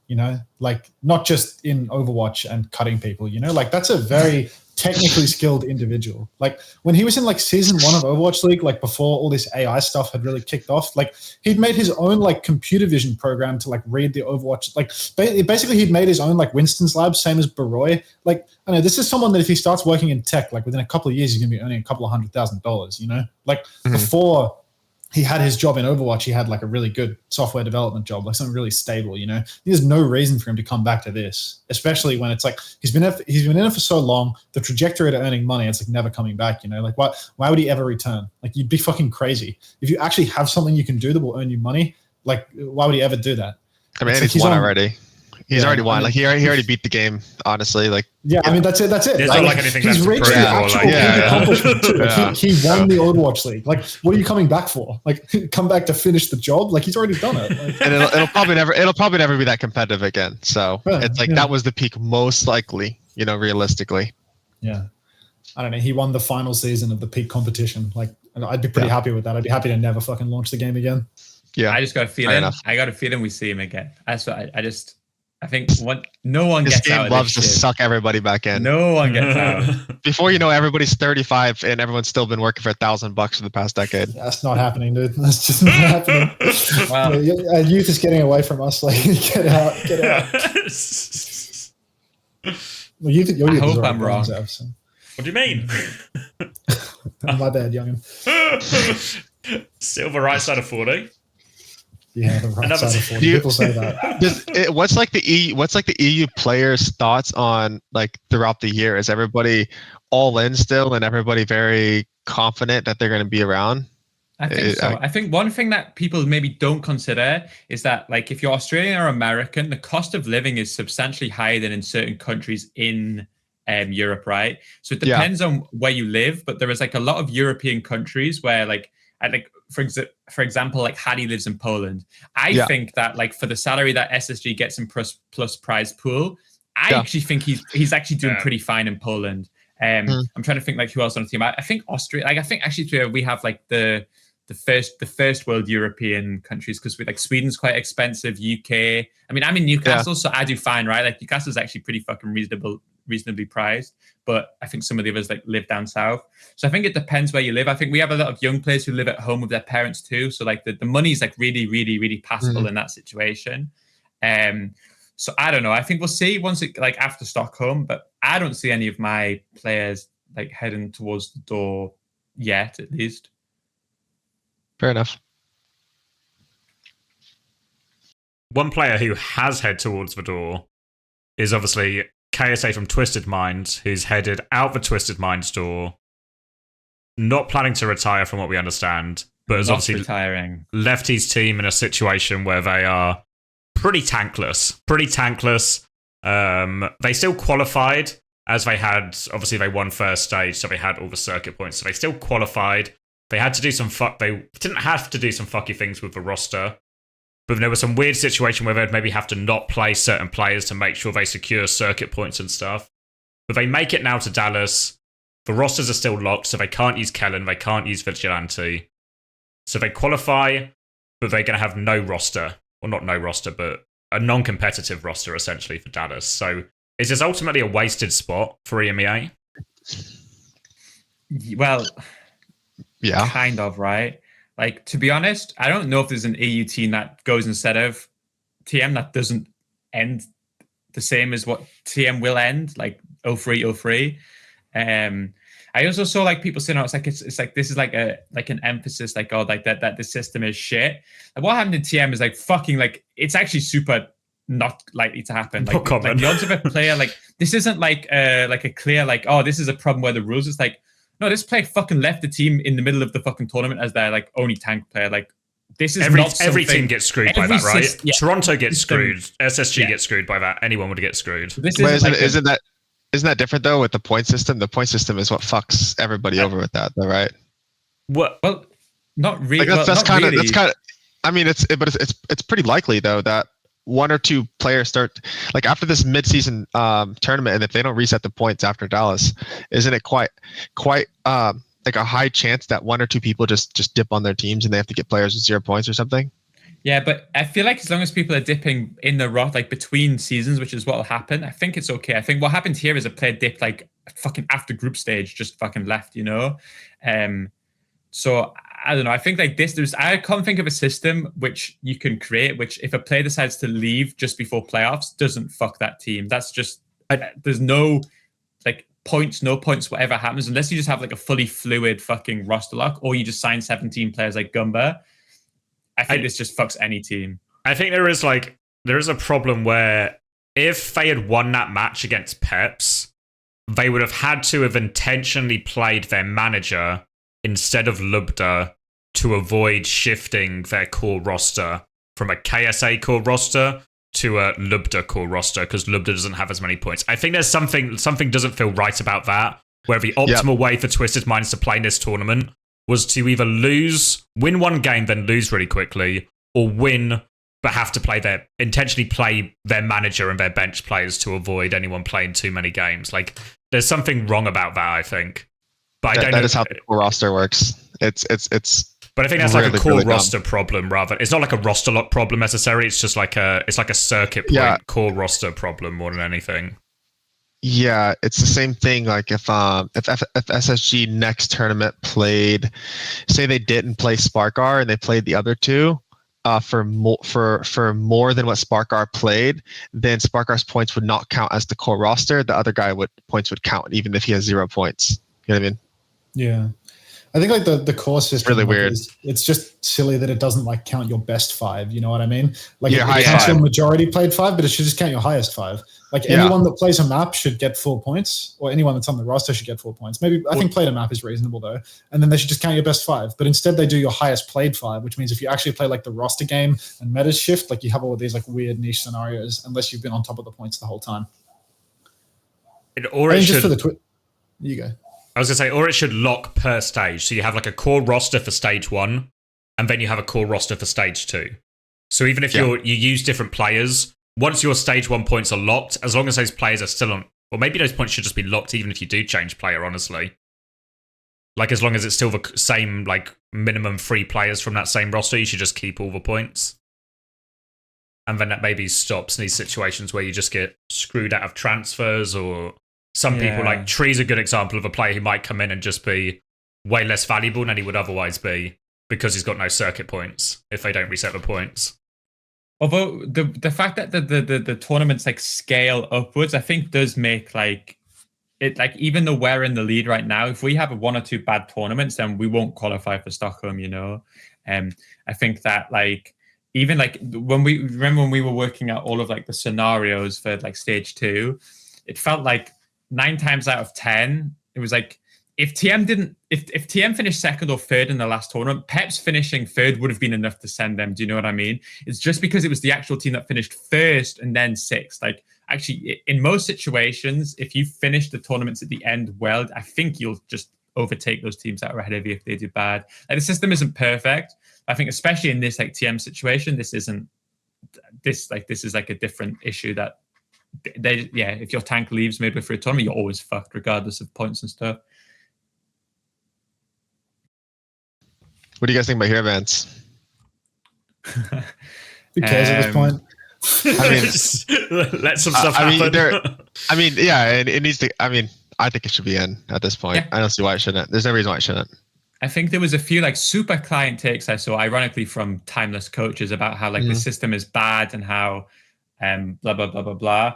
And I think that like the idea is what you will never see like high level Overwatch with like hero bands, but like, what the fuck are you saying, mate? You know, like, who the fuck is watching Overwatch for like the high level? I think there was multiple problems with Overwatch. I think there was like 2 issues, right? There was like the core issue of like the players and like the product. Like, there's no personality, there's no like storylines to watch, which I think this is what like maybe streaming scrims or like just players getting into more fucking beef, or maybe what Uncoachable solves, you know. And then there was just like the actual fucking gameplay. And I think, you know, we had Jake on and we discussed about what was a good hero, what was a bad hero. He loved Soja and Orisa meta, but I don't think that's necessarily been translated in terms of people were jumping for joy when they saw Orisa and Soja on their screens this week. I think that the simplest solution is, instead of like fucking this like crazy idea of like, oh, this hero is good, this hero is bad, this hero is fun, this hero is boring, which is, I think, is all fucking cope.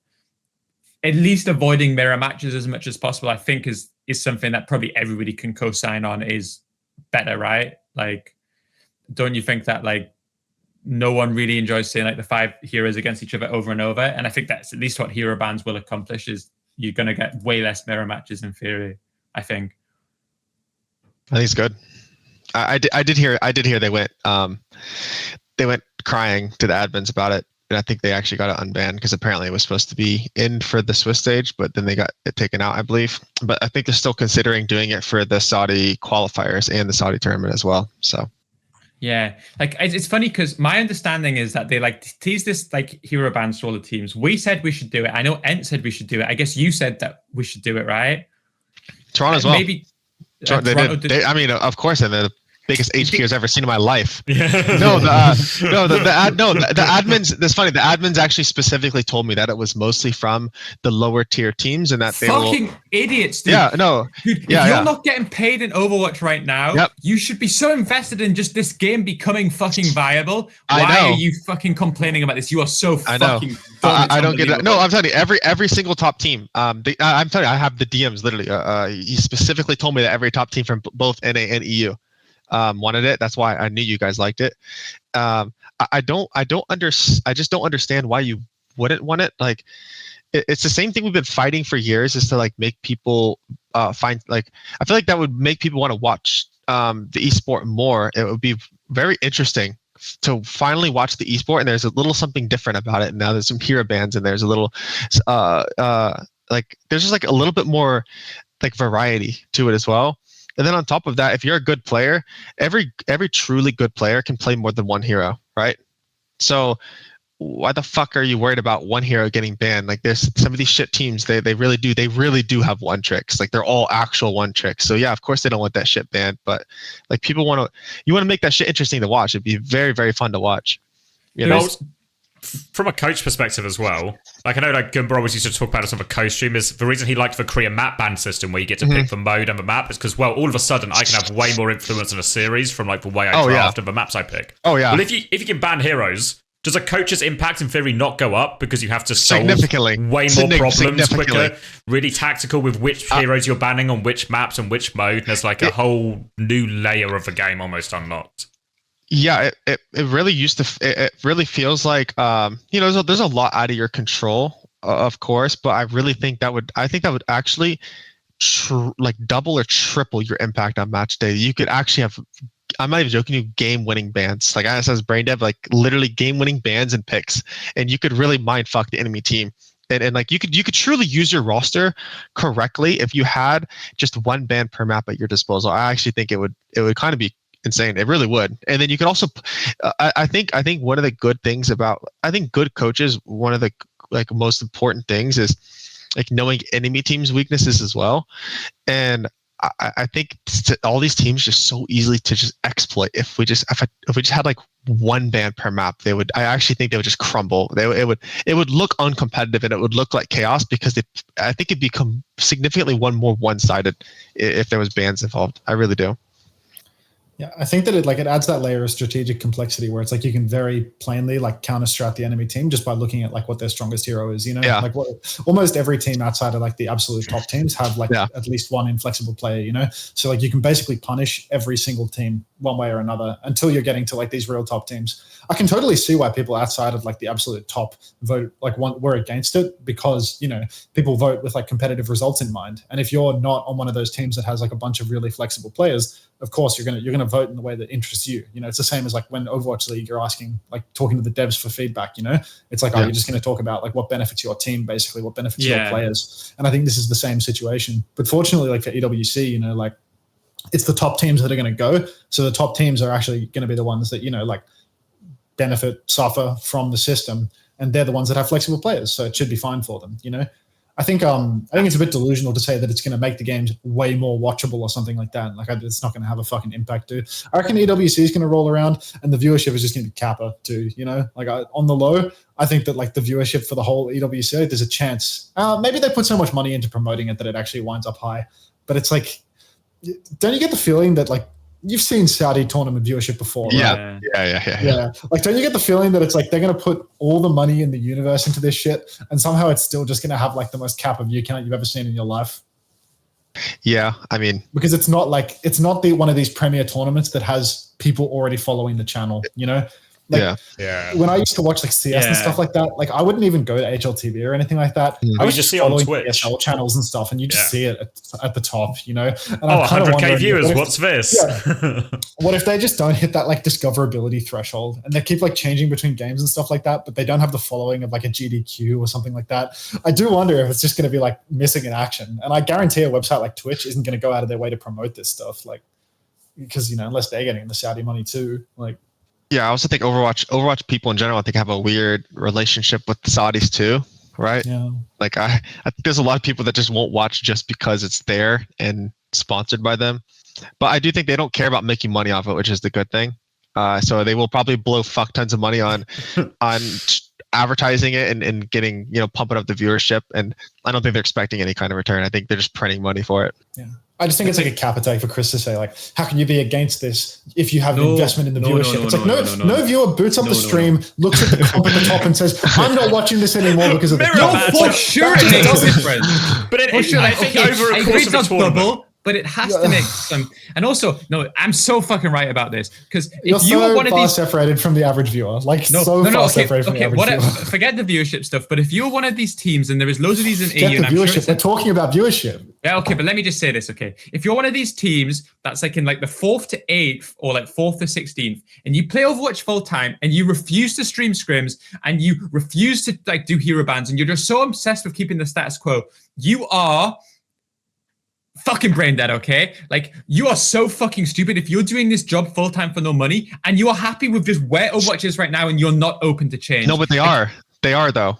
I assure you that's half of it. Bums, I would say I'm not judging Chris. I'm not. No, Chris. I'm telling you, 3/4 of it is like this. Back the game I'm telling you, they're like this. That's just how they are. I agree. It's fucking. It's just stupid. They're so fucking dumb. The same teams that refuse to stream scrims and like finish fucking 7th, and they get to split $400 between the 8 of them with no salary. Fucking done, guys. I'm so glad you fucking full-timed this job. Thank you so much. But like, fuck me. Like, I even said this to the FACEIT guys. I said, please don't listen to these fucking stupid teams who are going to tell you that the way that it is right now, we should fucking keep. Because, okay, it's maybe awful. I live in, again, classic Chris Utopia vision where it's going to double viewership. But you cannot tell me that there is at least there is a slight difference between saying teams like having to ban and play different comps and seeing Orisa fucking Kiri Sojourn on my screen from both teams. It has to be at least slightly more of an enjoyable product to watch. No? I think it's true, right? That, maybe it is a bit more fun to watch, but for the vast majority of people, like, again, they're not tuning in, looking at the comp up top and making a decision based on that. Like, the question of like, is this game viewable?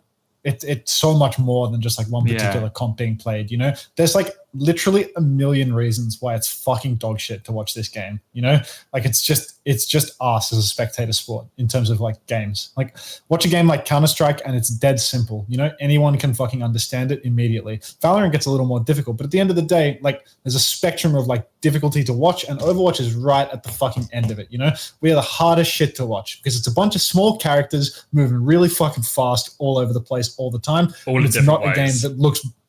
It's not a game that is played from the top down. It's not like League of Legends, Everyone's moving really fast, but most of the action comes from first person, where you can't even fucking see what's going on anyway. So it's like, it's a really hard game to watch. And I think whether someone's picking Orisa or any other shit, that's like the 0.1%. It's still the change-averse people, sure, they're fucking clients, They're a bunch of bums competing for a $400 prize pool that they're going to split between 7 of them. And that's like, they're going to live with their parents for the rest of their lives. Cheers me to at that. My grandmother's house, mind you. Cheers to that. But also at the end of the but at the end of the day, it's like that shit doesn't actually matter all that much because the average viewer doesn't give a fuck. The only time this game has more than like 12k viewers on Twitch is when drops are enabled, and then it goes up 5x. And that's it. Nobody watches this shit anyway, whether they're playing Orisa or Ram or Winston or Doom. Like, it's all the fucking same. Nobody is looking at that bar at the top and making a decision based on that. Why so you can call them clients for being change-averse and making shit worse. Yeah, blame the casters, Set some casters on fire. Gunba's not even here anymore, but, blame someone else. But, there's like a million reasons why this game fucking sucks. We'll go with the casters, and that's the problem. We'll go with that. The casters. We could, there's one caster in particular we could set alight if we wanted to go down that road. But just what's no that? I'm out of the loop. What's that? I don't know. If we'd recorded this podcast a week ago, I would have went so fucking hard. But had a fire in your belly, but now you've relaxed. I'm a pussy now. So. I mean, what's even the fucking point? Like, it's not going to go anywhere. You're not even going to get any. You're not going to get any of your prized engagement for it. It's just like for you to feel better. But like, who? I will say, I thought there was an element of irony about Lemon Kiwi's tweet about us criticizing her when one of our criticisms was that they don't keep up with the game, and she's now replying to a 4-week-old podcast. I thought there was an element of like, the 4 weeks delayed, and our criticism was that you don't keep up with the game. Doesn't necessarily prove the point the way that she maybe wanted to, but maybe we'll save it for the Patreon. I guess, no, I will say on that topic as well, like the first time we got messaged about criticizing the casters, one of the first things that I was told after, being told off for criticizing the casters was, I haven't actually watched your criticisms yet. And it's like, well, then why are you messaging me saying that I shouldn't be saying this? It's like, if you haven't heard my opinion, then why are you having a go at me for my opinion? And then again, now I'm seeing people tweeting about how we're critical of the casting team, how, like Lemon Kiwi was getting up at people for saying that we were criticizing Necra and whatnot. But like, at the end of the day, again, it feels like our criticisms haven't actually been listened to before we're getting set alight for it. Because I'm seeing, people in Lemon Kiwi's group, she's retweeting criticisms saying that like, you can see the underlying misogyny misogyny in what we're saying for being critical of Necra, because we're criticizing Necra. Whereas if we were to be talking about a man, we would be using language about how they're climbing up the ladder and grinding and stuff like that. And that's nonsense, because 80% of the caster criticism segment was saying that I want Hex to die. It was like I was trying to manifest Hex's death. And then I get to read a fucking subtweet about how I'm sexist for Gunba criticizing Necra. And it's like, Gunba is saying that G-Clef has a hole in his head. And apparently he's saying that G-Clef is just fucking grinding his way up the ladder. You can't just take this general fucking notion and apply it to every situation without even watching it, you know? Like, you're just assuming what we think about all the other casters too, you know? It's like, oh, they were critical in Necra, they must love the male casters, hate the female ones. It's like, no, we shit on like 5 different casters and 4 of them were on the Asia broadcast, all men. So we're racist, obviously. But that's a separate point. Well, yeah, we can't solve that one, but the misogyny we can answer. But again, it's like it's ridiculous. Just fucking incredible victim mindset, you know? Just like fucking use all the fucking buzzwords, causes misogynistic, whatever it fucking is. But because it's like I love to engage in criticism, right? Like I love to have a back and forth to argue with people for no fucking reason. You know what I mean? But you immediately kill my ability to argue with you if the first thing that comes out of your mouth is I haven't actually looked at your point yet. You know, like what's the point? Like nothing's coming here. Like the step one is just listen to the criticism first off. Well, you're not actually responding to the criticism if you haven't watched the criticism. You're just upset about a situation you've made up in your head and then responding to that, as opposed to actually responding to what was said. I mean, we all talked to Necra afterwards, and it seemed pretty like... didn't seem like Necra felt a victim at all. Necra very much wanted to improve on the situation. Yeah. So it was like... Necra DM'd me, and I think DM'd you guys too, like... Yeah. Oh, okay. I watched it. I think they said some of the things I said was a little bit unfair because apparently she had like a contract to do like the TFT stuff, which I didn't know. So that's fair enough. Like, correct me there. And then the Necra was like, yeah, I'm really interested. Like, could you give me some examples of how I can do better? I really care about this. And I was like, oh, fuck. Okay. Necra actually watched our stuff. It was like the same time as the Lemon Kiwi stuff. So they must have like a group chat or something. But she was like, okay. She was like, yeah, I'm really, really trying. I really want, like, can you give me examples? Blah, blah, blah. Okay. This is actually someone who listens to the criticism and genuinely feels like they want to improve. Literally fucking impossible for me to say anything bad about that, right? And then like fucking Lemon Kiwi just like goes on like, oh, like this isn't how like adults solve problems, you know? All we care about is like the game and the product and the attention we get. It's like, what should we have done? Message Blizzard. Honestly, I think you need to get rid of fucking Lemon Kiwi. Like, what the fuck does that solve? Like, is that like reasonable? I don't think anything we said, especially in that second episode, I don't think anything we said was unreasonable. And I think multiple of the points, especially when I said, oh, like it feels like you can't criticize it. There's like the shield of like how you can't criticize these casters. If you want to talk about it, you should fucking show Gunba's reply, you know, because Gunba got like a fucking feisty DM and Gunba replied with this like 10-page PowerPoint of why all of the fucking criticisms. I don't know, should we fucking bring it up? No, gave us permission. That's a bit much. That's a bit much.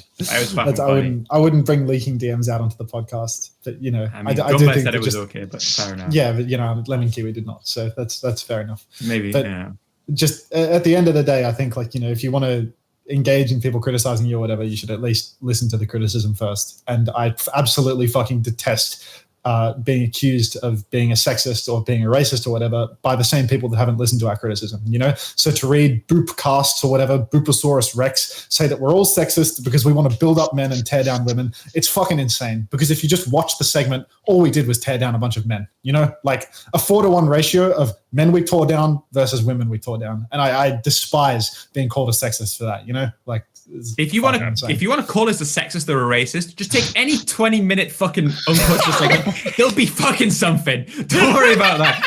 But don't do one segment which we win is the one you attack us for. Just take any of our 20 episodes, just sit for 20 minutes. You can 2x it. We'll say something that's all you, Chrissy. That's all you. But you know, like, now we can start speaking for ourselves on this podcast. Hunter's worse than me, you know. Attack one in the chat. Hunter's worse than me. Fucking hell. But yeah, clients for sure. Damn, you guys got beef with the casters? Well, most casters are with Sounders now. But it seems like Lemon Kiwi is. Why are they so pressed? There's no way it's that serious.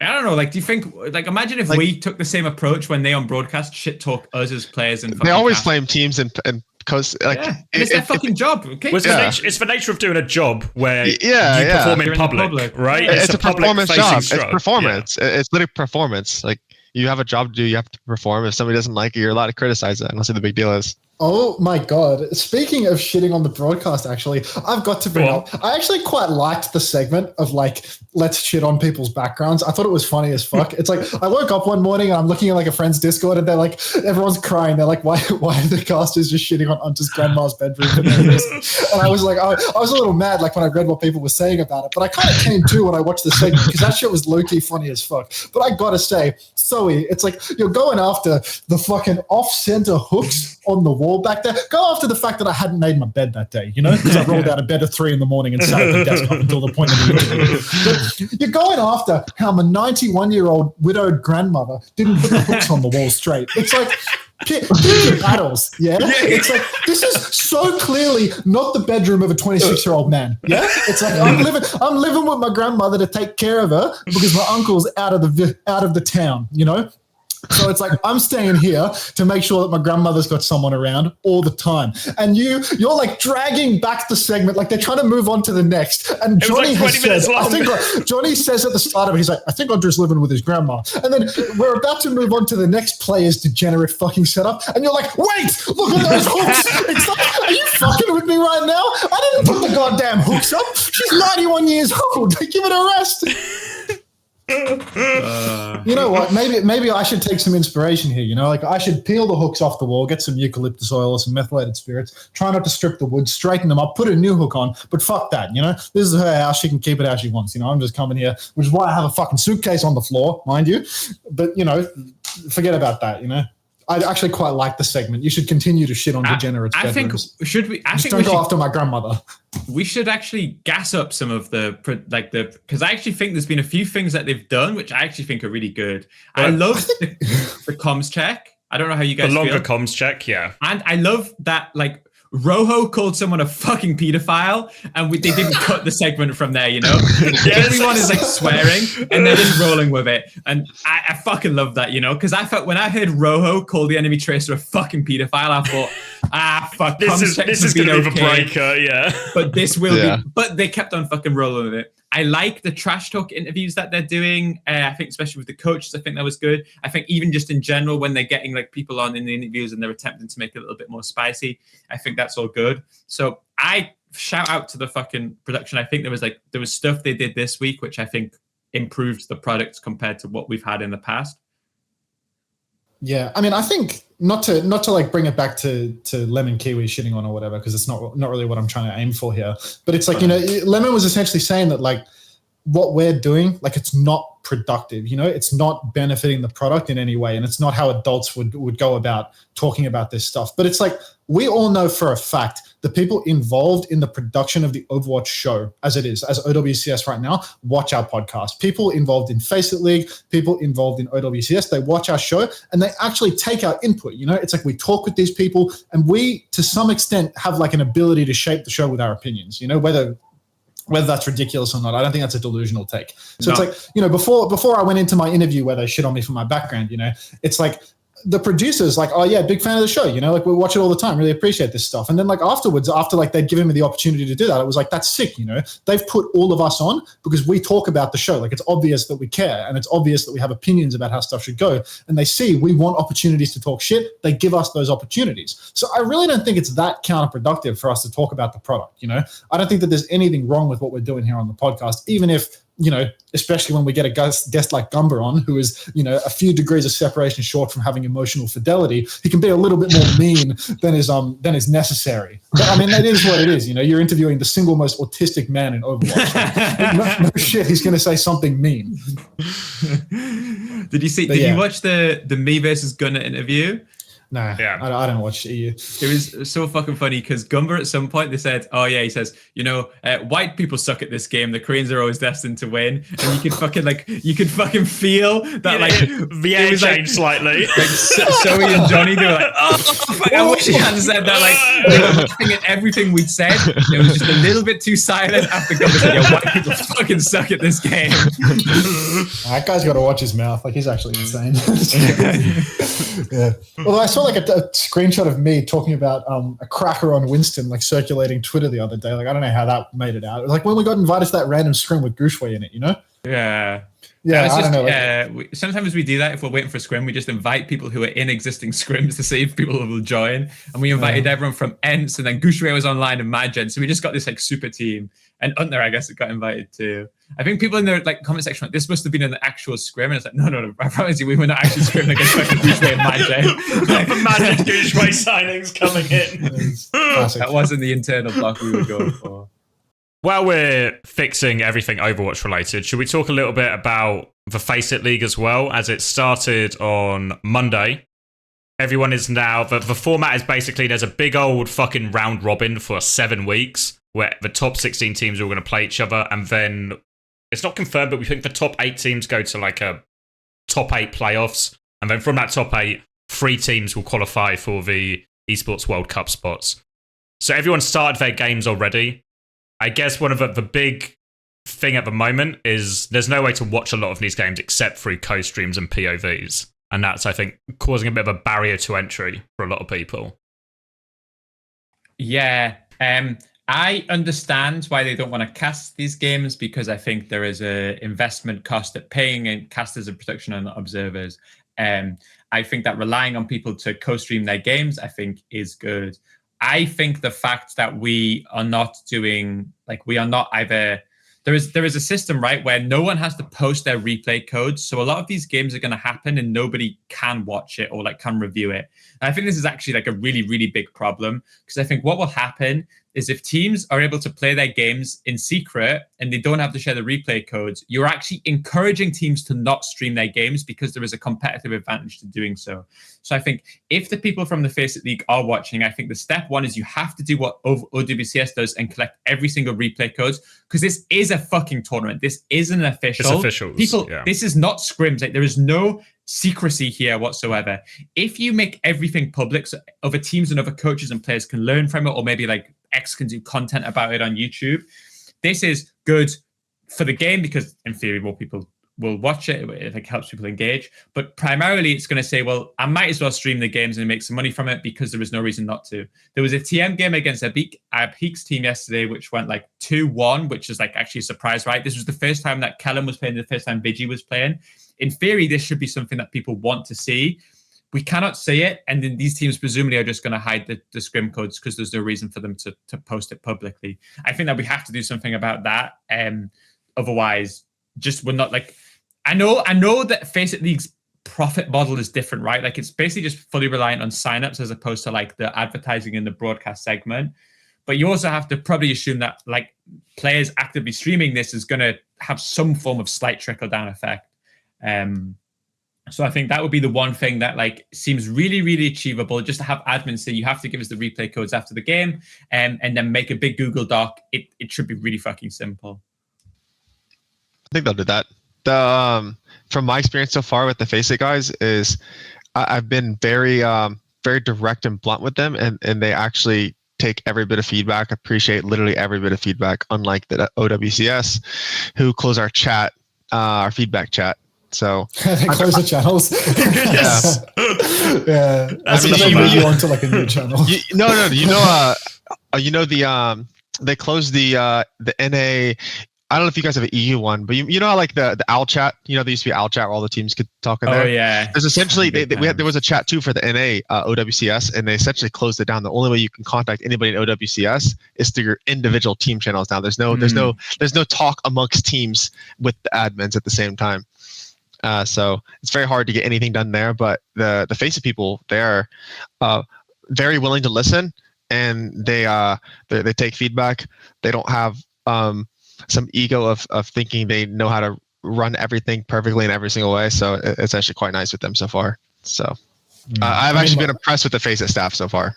My perception on that, I mean, I don't think that OWCS have like a big ego about that sort of stuff. I think it's just like the tournament's already started, the rulebook's already signed. It's like way more difficult to make those changes. They've made changes though. But I mean, like to do that stuff during a tournament is like 100 times more difficult than to do it pre.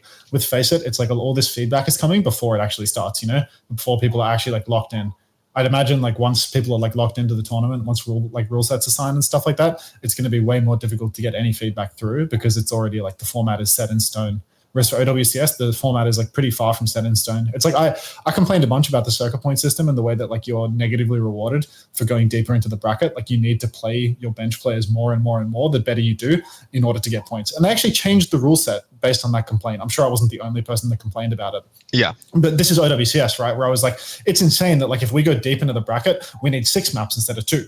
Like, how does that make any sense? Yeah, it doesn't make sense like, at if we all. have a specialty player, we can't do that. So what they did was they changed the rules. So then, for OWCS 2 and onwards, they didn't retroactively change it, but they changed it for 2 and onwards. You only have to play 2 maps, no matter your placement. Your placement doesn't matter anymore. So I think like OWCS is actually like compared to Overwatch League feels way more open to feedback.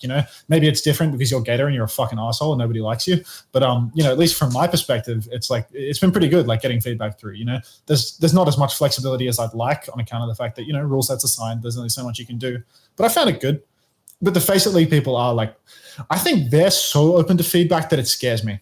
I'm gonna be honest. Like, I don't think to do anything. I don't think so. I think they're willing. I think they're willing to make change. They're willing to like do risk. I actually think the OWCS is so stale and boring, and I think the format is I think it's bad. I think it doesn't intend what they think it does. Sending Toronto and SSG down to Swiss brackets to beat the fuck out of Diamond teams once a month is I don't see how that helps. Like there's a lot of flawed things in the system that I think all it does is actually just hurt. I actually think all it does is hurt. You see the teams too often. It just doesn't make sense. I think there's a lot of flawed things with the system, which that's just like my personal preference. But there's no way they don't make changes after Dallas. I don't see how there's not changes to the system after Dallas. I really don't. Did they change the Swiss thing, or am I making it up? No, same thing. Do some teams not get a pass now?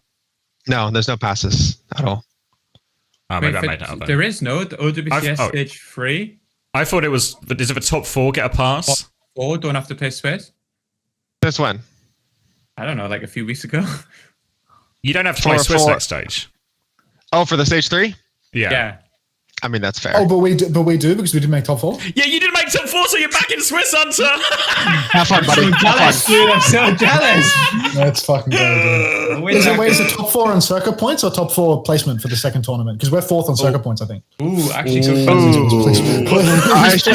I'm sure it's points. It has to be points, right? It has to be points. Fucking everything's based on points, right?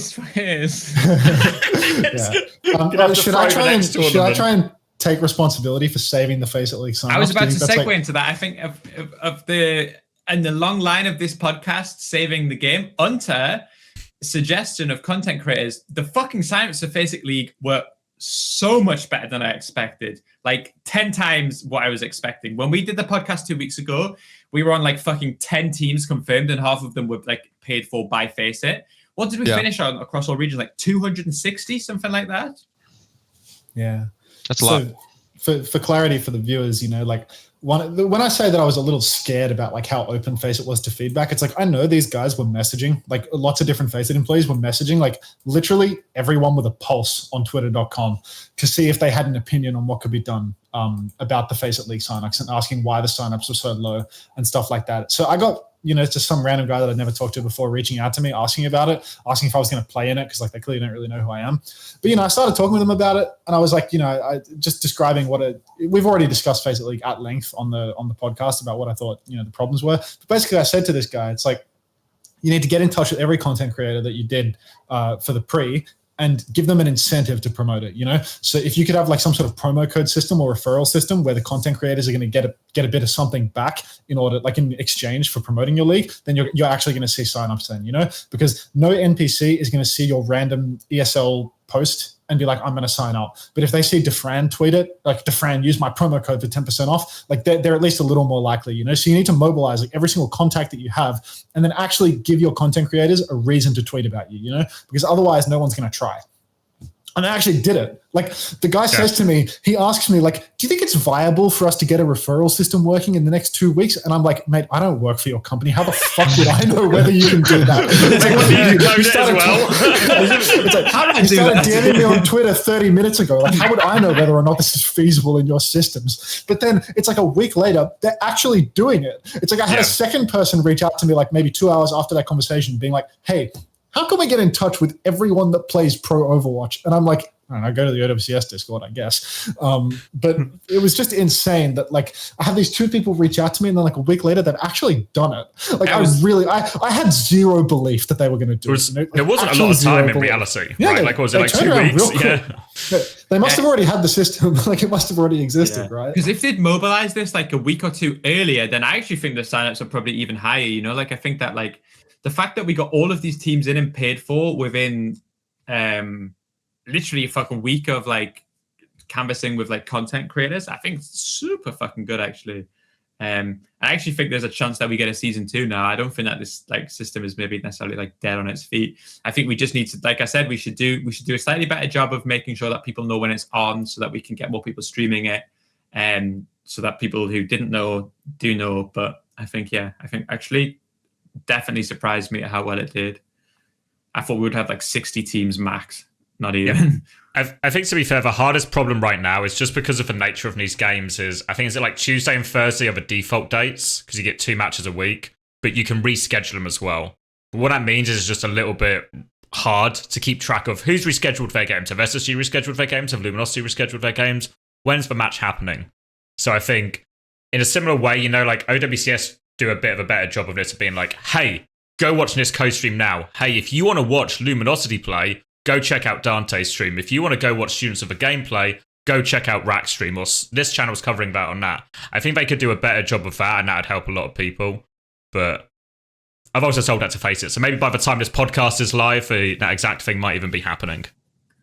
I will say too, some of these teams in FACEIT League, dude, the reschedule is so fucking easy and it's not a big deal. Some of these teams are so terrified to reschedule that they would rather kill 2 days of practice so that I've got to play my game at Tuesday. I'm getting people saying, I have a game on Tuesday at this time, or can we scrim it at an alternate time? And it's like, just move the game. Just put them both on a Saturday or put them both on a Thursday, whatever it is. Play them back to back, and then you can just scrim the rest of the week as normal. Teams, it's not that scary. You just press reschedule, super fucking easy. Just like a little friendly tip for all these teams that's fucking making it so difficult to book scrims on a Tuesday, because who fucking cares, dude? Come on. All right. Yeah. It's the same teams that said no to Eurobans. It's the same fucking hero teams. You know? Both teams need to agree to the reschedule, right?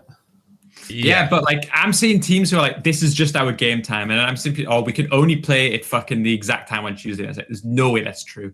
There's no way you can't fucking move it to a fucking like a Saturday evening and just fucking let us feel like normal human beings. I think overall, like, you know, you might see the occasional team getting rule booked just because like they want to reschedule and the other team sees the other team sees the opportunity. Well, I think what people don't realize is that like these games don't even matter that much. Like these FACEIT games that are all reschedulable, it's like, yeah, I mean, they're just fucking seeding games for top 8. Like it's pretty doable for everyone, no? Like, I don't know. I was trying to talk to my team about this, where you know they're talking about like how much should we like ramp up for this tournament in particular, and it's like, well, you know, do you think you're going to lose to Shikigami over and over again, and like are you gonna not make top 8 this way? Like it's the tournament. This tournament with all the reschedules and stuff, it's like relatively low stakes. I was talking to like the OWCS roster as well, where they were saying like, oh, we play the hard team on this day, and I'm like, that's great. Doesn't fucking matter, you know. Like, who cares? Yeah.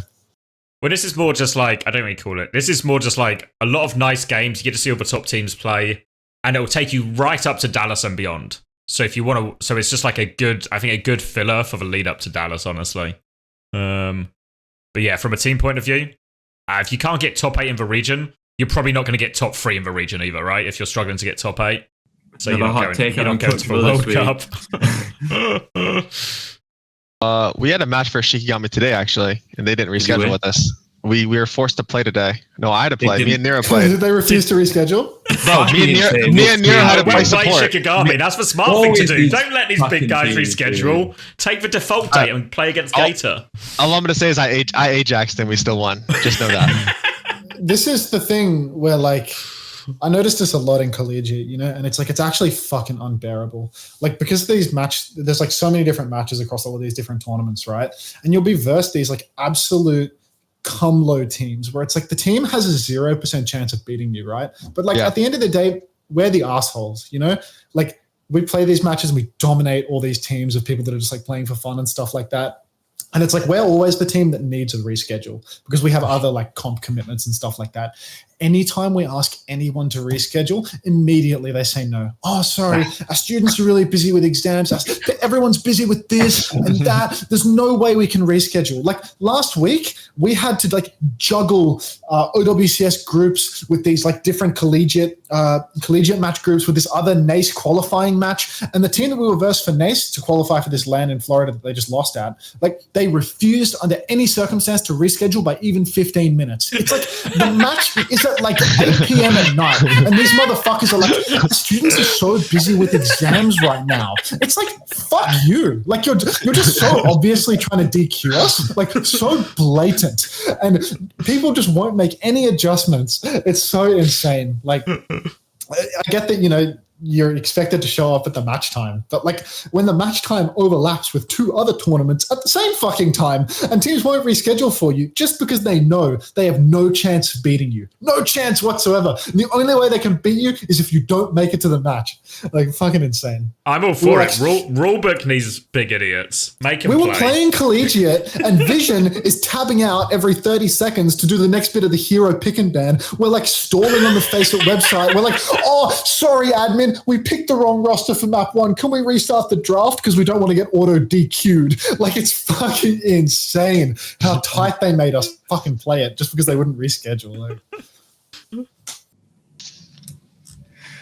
so fuck those teams again. I don't know. This unbearable systems. And everyone's fighting for like $10. Like, what are you doing this for? Fucking insane. Fucking insane. All 16 teams get money, right? Am I not wrong? Hey? All 16 teams get money in FACEIT. Yeah, I mean, $10 is $10. Have we figured out where that qualifiers money goes? You know, like the infographic that has like a milli and then a couple of different... Oh, you mean from the Esports World Cup? Yeah, the EWC money. Has anyone figured out where that qualifier money is? I think it's just propaganda. I think it's like, that's like the OWCS, like Dallas money or something. Because like technically that is a qualifier. So I think they just wanted to make the number as big as possible. You think they just added like the Dallas money, the FACEIT money? Overwatch prize money. It's like, yeah, this is our qualifier money, but like, I guess I don't know. That's what I think. Then the only other big tournament was obviously the Asia LAN, which happened. Crazy Raccoon won again, which maybe isn't all that surprising at this point. They seem to be above Falcons more often than they're not. Falcons also qualified, and I guess to no one's surprise, the other Korean team secured the other qualification spots for the World Cup as well.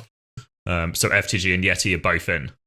I don't think I don't know if anyone has any like strong opinions. There was a lot of like weird comps in the finals.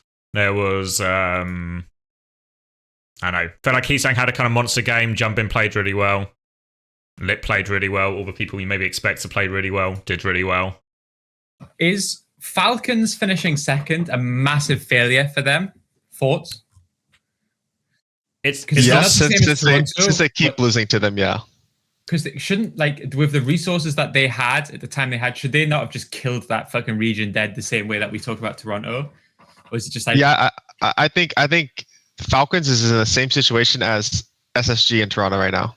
Same kind of thing, where like they feel like they probably should win easily, but they're. I mean, I'm not gonna lie. The Crazy Raccoon roster is fucking nuts too, so I can't sit there and act like it's not. Is it not harder to kill the Korean region because there's maybe. always it's not like America where if you take Sugar Free out, there's a huge gap, right? If you take Proper and Stalker out, there's still a load of fucking good options right behind them. Yeah, you know? there is. Yeah, there is. So I think it's a bit different, but I think just because they keep losing them, I think it's a problem. I think it's crazy because like I feel as if they could have just buffed up their roster a little bit more and then made themselves actually unbeatable. You know what I mean?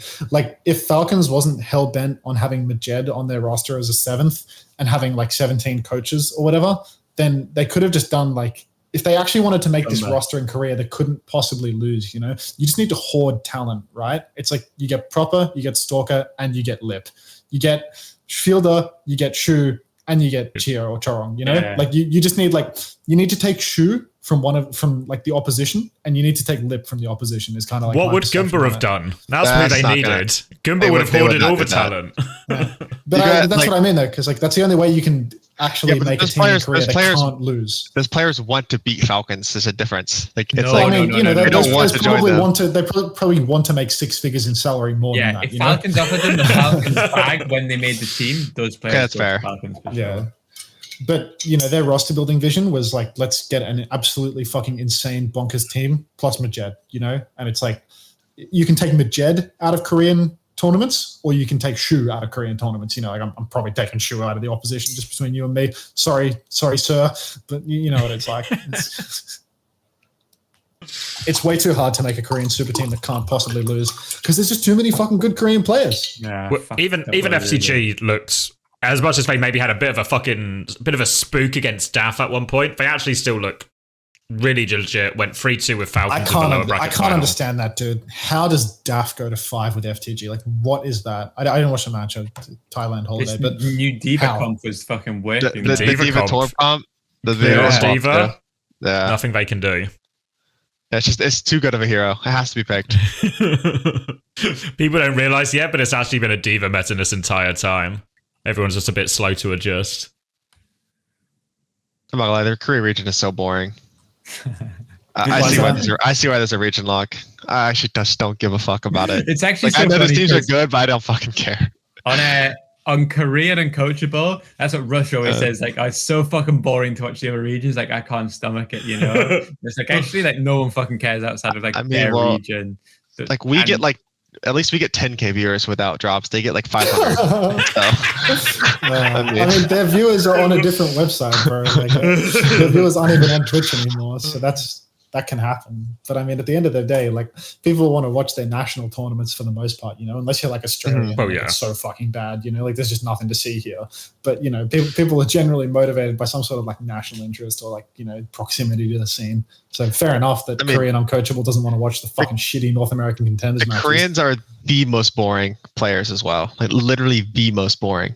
Publicly, I mean, all the Western players are pretty fucking boring too. Like they kind of make the scene boring. They always have. It'll like this game should be like COD, where it's just. I know it sounds dumb. But like this is like the opposite of COD, bro. No, but like, but it really should have always been like that. There should have always been like essentially like farming, to a certain extent, But like there really is no personality in like the Overwatch. For some reason, I just don't know why they're so boring. It's just so boring. It's such a boring scene, boring players. I think it's stuff like this helps a lot. I think getting like players interviews out and stuff, but I think it's getting more towards that because I think timeless shit talking was cool. I think Toronto yapping is good, and I think EU's been piping up too, so that's good. But I mean, there has to be like Chris said, like more streams, more this, more that to like create storylines, or it's just kind of like.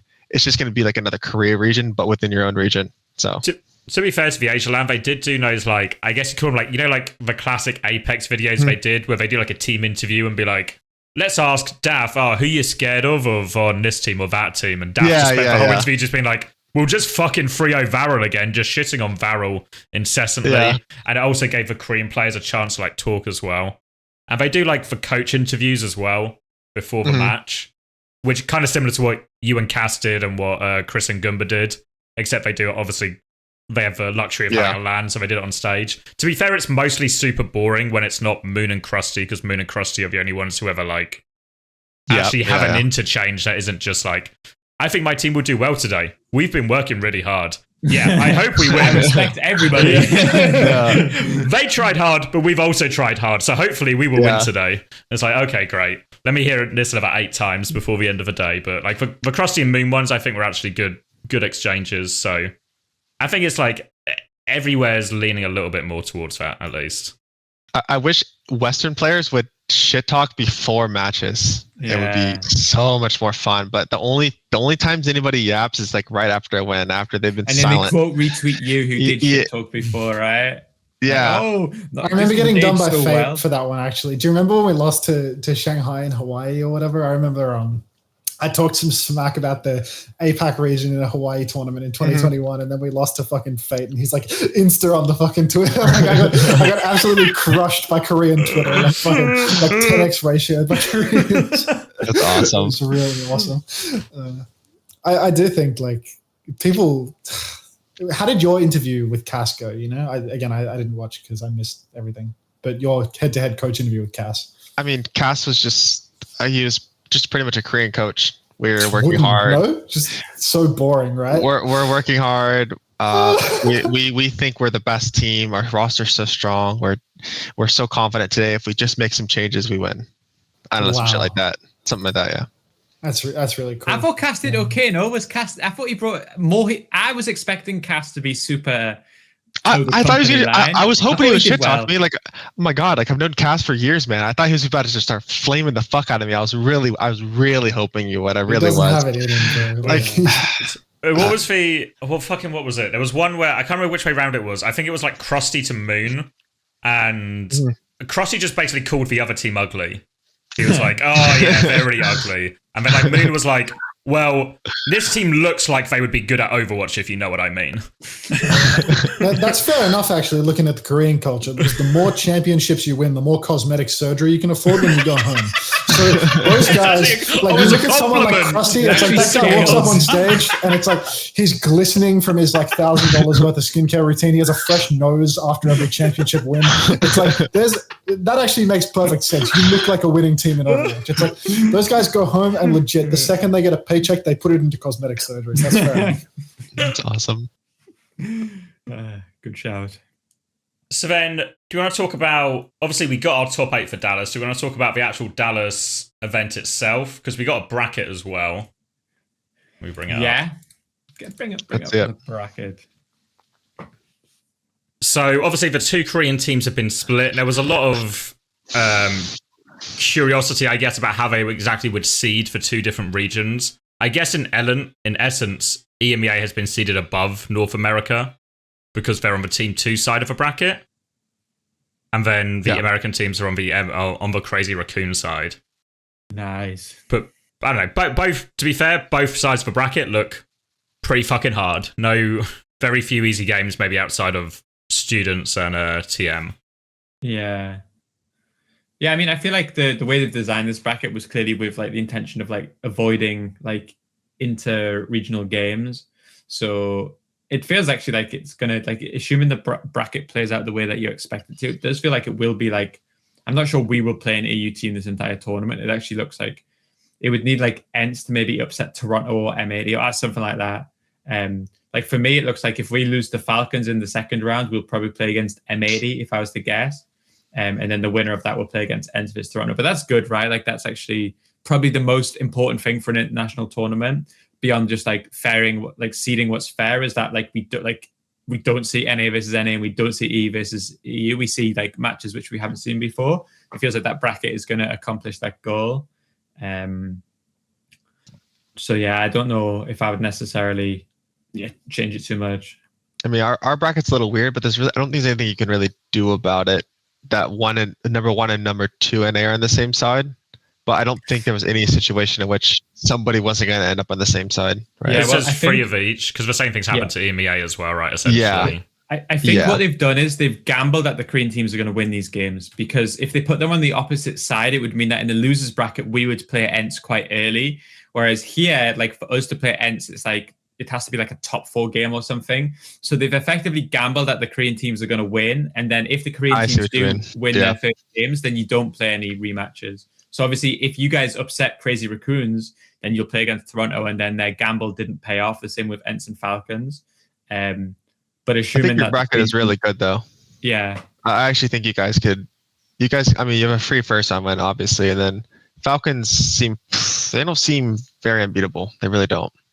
Yeah, so. I mean, I agree. I think that Falcons is a bit easier than Crazy Raccoons. Then we get M80 if we lose that, assuming you guys also lose, which I think is probably, like, no offense, like about as good a draw as you could get for like top 6, right? No, I mean, I'd agree with that. So yeah, I think our bracket, I think we've done pretty well, but I think that like the goal of the bracket is kind of being met too, you know, like I think I think there's only I think the thing is, I think there's 3 teams here that aren't expecting to win the tournament. And I think there's 5 teams that would be upset if they didn't win. Really? Yeah, I actually think so. I think 3 teams don't give a fuck. They're just happy they made it. I think Twisted, Students of the Game, and ENCE. Really? Yeah, you don't think students? I mean, you don't think ENCE believes they can win? They went to match 7 with Spacey Station. I don't think so. I really don't. You got some insights? You think that checked out? No. I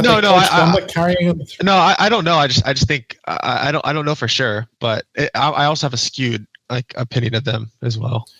How are these bigger rosters even making it to Dallas? Like I heard that Blizzard is going to pay for 6. So yeah, pick your favorite 6.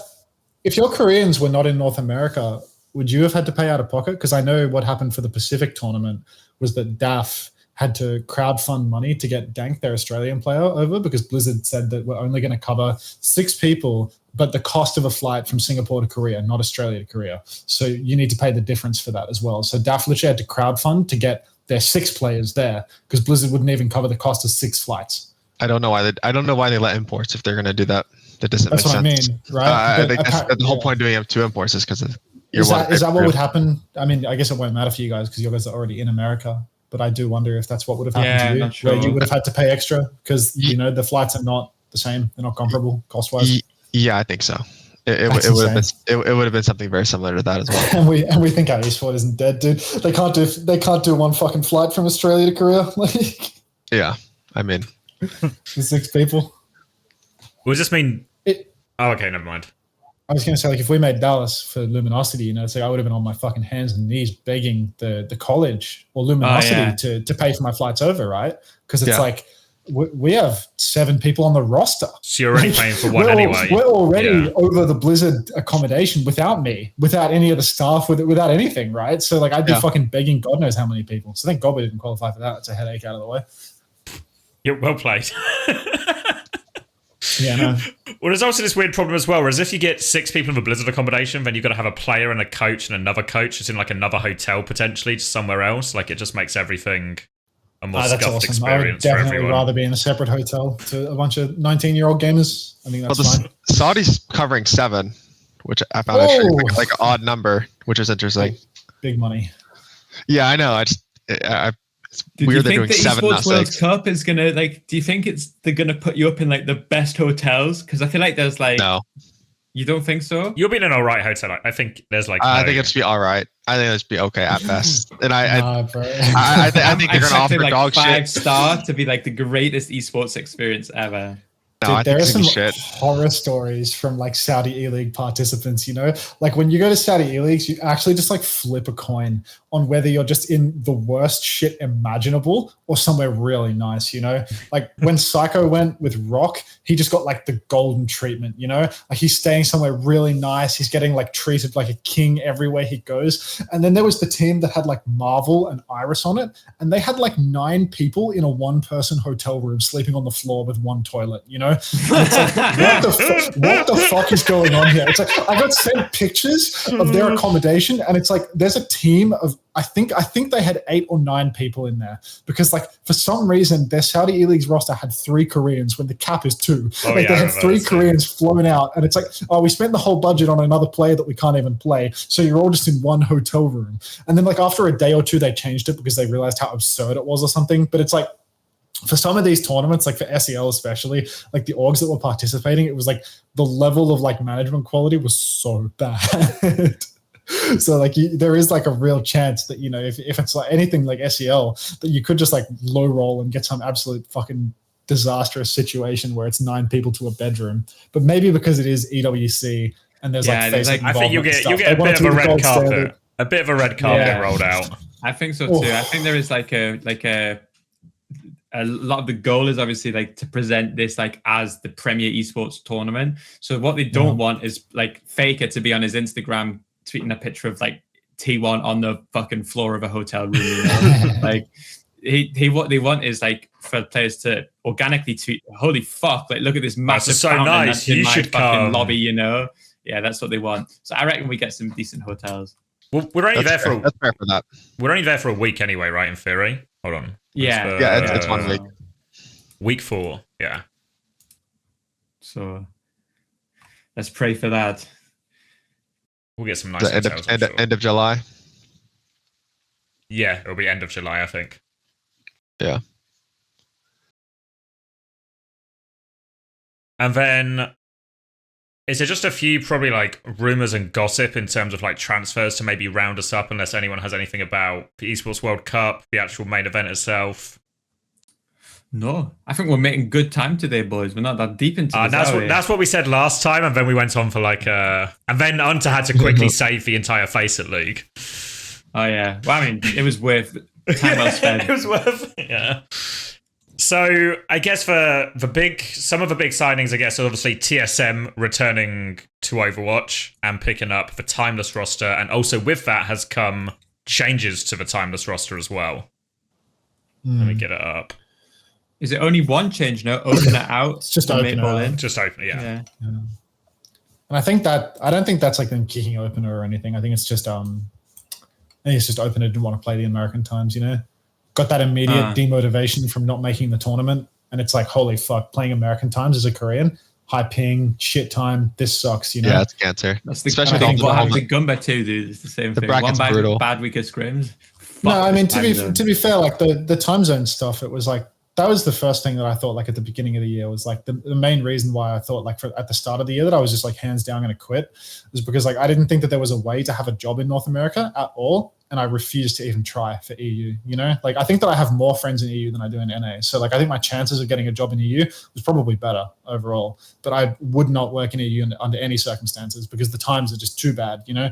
Like, if you want to be a functional human that isn't suffering from depression, that, you know, has a social life and gets exposure to sunlight, being Australian and working in Europe is not the move, you know? Like, it's completely opposed schedule-wise. So it will just ruin your life. Fortunately, Gunba didn't have much of a life to ruin, so he was able to last for quite a while. But you know, even he, you know, took a toll on him. No, I agree. Yeah, it's rough. And for opener, I mean, I get that too, right? Like it's a pretty, sure. Yeah, it's not as bad, but for a Korean, it's like you're getting up really early. I think. I think it's a side grade anyways. I don't think it really matters much since the other guy was on 200 ping.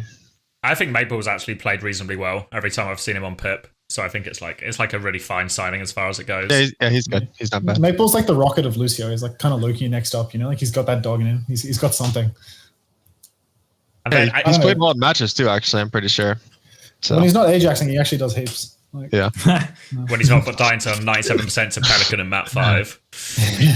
I mean, to be fair, like, what can you do about that one? You know? Like, that's just Pelican. Yes, that's a hard one to solve. God hand, you know, he's got sticky fingers and like he knows how to kill the one guy that's going to win the game. Like, yeah, nice coaching, Blake. You know, that was all. Thank you. Yeah. I appreciate that. Pelican. From the ground up. From Korea, you know.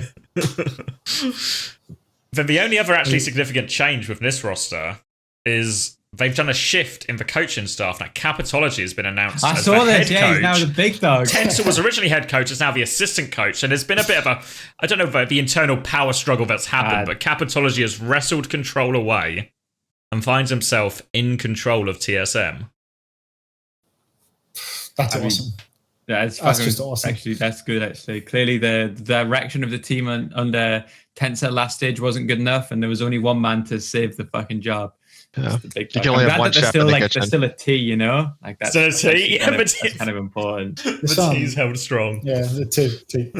But I think that people are like kind of overstating like how important this TSM signing is. To be honest, like I think TSM is like a major Kappa org right now. Like I'm pretty sure that that's one of those orgs that like when Borderline broke and like didn't pay people and fired all of their employees and stuff like that. You know, like I saw the Timeless players. I'm gonna keep calling them Timeless. I saw the Timeless players tweeting about how like this is a dream come true and stuff like this. But I mean, I'm not super convinced that TSM is giving them the bag or anything like that. You know, no, I think people would be. Gumba's already talked about, you know, how he's on ENCE. Like that's a tier 1 organization. Like the guy's getting paid $500 a month. You know, like that's not even a salary. Like that's a joke, right? Like really, it's just you're getting paid for like not a whole lot in exchange. So I do feel like it's cool to see the name get involved and people are like, fuck yeah, dude, Overwatch esports is back. It's like, what do you mean by that? What do you mean by that?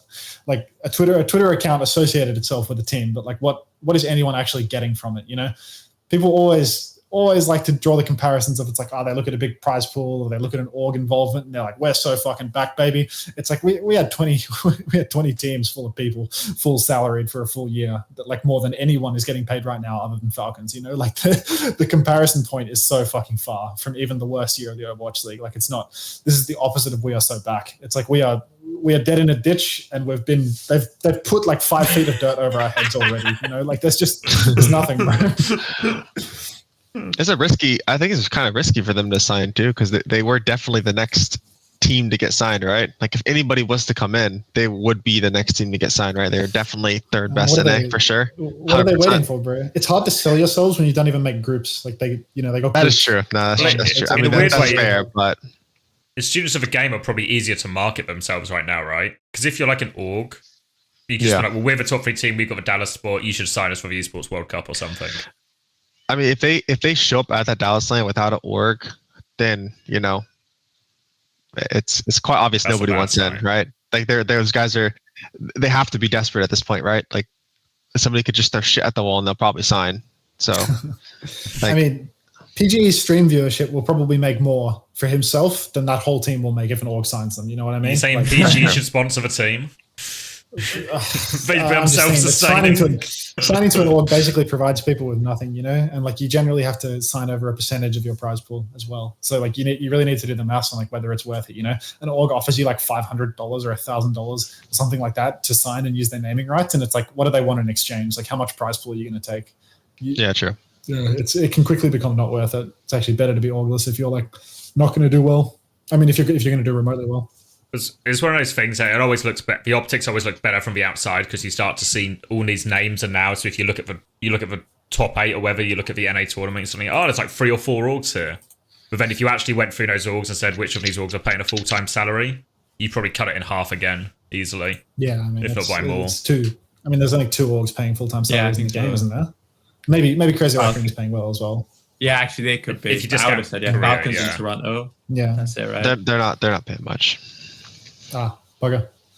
So Falcons is just a massive abject failure. This is what I'm hearing. Falcons is getting paid like these 6-figure salaries. I mean, it's literally only Falcons in Toronto that pay literally anything close to a living wage or more. Why can't you win with just money? You know, why can't you convert the money into a win? Like, I put money in, but no results come out. Yeah, no, that's probably what the Saudi prince that owns Falcons is saying when he puts the money into his team. It's like, Krusty, open your mouth. Let me put another $100 bill in and see what happens. You know, like, I put more money in. Why haven't we won yet? Like, what's happening? This doesn't seem to have solved Midtown. Do I need to spend more? No shit. Just another 100K, bro. Just another 100K. I'm just 100K away from solving Midtown, please, boss. Hook me up. Then I guess other signings, students of the game also added to their roster, exploiting their newfound Dallas spot to bring in the big guns now. So Collegiate Tree announced, which I guess are like positive, good players added to the roster. I was surprised. I thought Tree was going to go to M80, to be honest. I don't know how that happened, that like Gator let that one slip. To be honest, I thought that was like almost a lock. I fucked that up. What's that all about? No, did you actually fuck that up, or did you just not want him? Like, what am I supposed to do with him? He can't play. I mean, he can play later, can't he? Like from stage 3. And can't you play like FACEIT League or something? This is an Overwatch, so you can't sign people and get them on an academy team. Like, I mean, couldn't you just put him on your FACEIT League roster? Like, what you saying? I mean, when is he gonna play over Pelly? Ooh. I don't know. Like, you just. I thought you were going to go after him. You know, he's like the Western guy. Like it just gives you more options in the future. There are options. Yes, there are options. I mean, like, I'm not gonna like tell you like anything I'm gonna do in the future, but like I think for him this is good for him. He can get in practice right now, and I guess he'll step up. Yeah, he'll play over scissors or whatever. I mean, I think Collegiate will end up playing. Honestly, I don't think he's supposed to be playing, but. I mean, Collegiate can't decide whether he's quit or not. You know, of course, I don't think he knows either. Comes back. I don't know. I mean, the thing is for Collegiate, you know, it's like he's going to step foot on the stage. He's going to see those lights. He's going to get fucking PTSD. You know, like it's all going to come rushing back, and he's going to go back to retirement once more. But I don't know. Like they're good pickups for students of the game. I feel like the team would just be better if either of those players played. Yeah, they're good players. I don't know what their whole thing with that. I'm not sure if they're actually going to play or not. I'm not really sure. Well, I guess from our earlier conversation about Blizzard only paying for 6 people, it's a weird time to add a couple more people who would, in theory, need. Well, I guess they can't play anyway, right? They're just they're not going to go to Dallas. Maybe they go to the World Cup. This is only it makes sense, anyways. right? Like if they want to fight TSM for that like 3rd spot, if they can sign these players and presumably these players are allowed to play in FACEIT League, then I think this gives them like a really good chance to beat TSM. And then realistically, maybe both teams go anyway, because NA, like if M80 or Toronto do quite well, then one of them will get like that 4th spot to NA. So yeah, I think it's also interesting to see these teams like doing these announcements so early, you know, like announcements for FACEIT League right now, because it's like, sure, FACEIT League is starting right now, but the rosters don't lock for like another month almost, you know, they lock towards the end. They lock towards the end of this month, and there's definitely going to be shuffles by the end of then, you know, like all of the academic students, like the semesters all end like towards the middle or end of May, you know, and then there'll probably be like a bunch of shuffles based around that. So it's interesting to see that people are just like locking in and like announcing this shit now when it's like it just doesn't matter in the slightest right now. Like it's all so up in the air, I think. I assume they're trying to get an org. That would make the most sense to me. Yeah, I guess. And you know, you just add a few more players. I mean, if they're trying to get an org and they're just adding more players that cost more money, I mean, then they're dumb, right? Like it doesn't make sense. Like I'm not sure. Beef up your roster even more, cost more to an organization. I don't know. That seems a little silly unless some of the players want to like take even less money.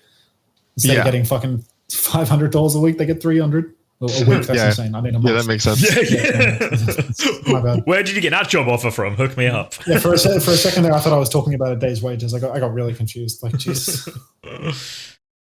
Then the only other big news on the press is that FTG are looking to expand, or well, maybe the better way to say it is Rock is potentially going to sign FTG and add the 2 Koreans in Checkmate and Izayaki to this existing FTG roster. Because they're fucking paying them anyway, right? So I guess take them along for the ride. But in theory, I don't know if it like massively changes FTG or upgrades them, but they're like, especially Checkmate, a good player to add to the roster.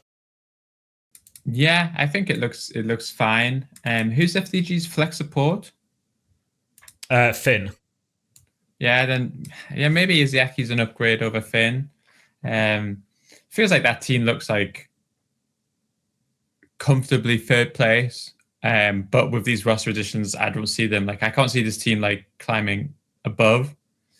But this team is actually locked for World Cup, right? They've already qualified. It's not like them and Yeti. It's top 4, right? All of Asia have gone. So those top 4 teams are all 4 Korean teams who went to the Asia LAN are confirmed for the World Cup, and if one of the Korean teams wins Dallas, then DAF will go as well to the World Cup. Huh.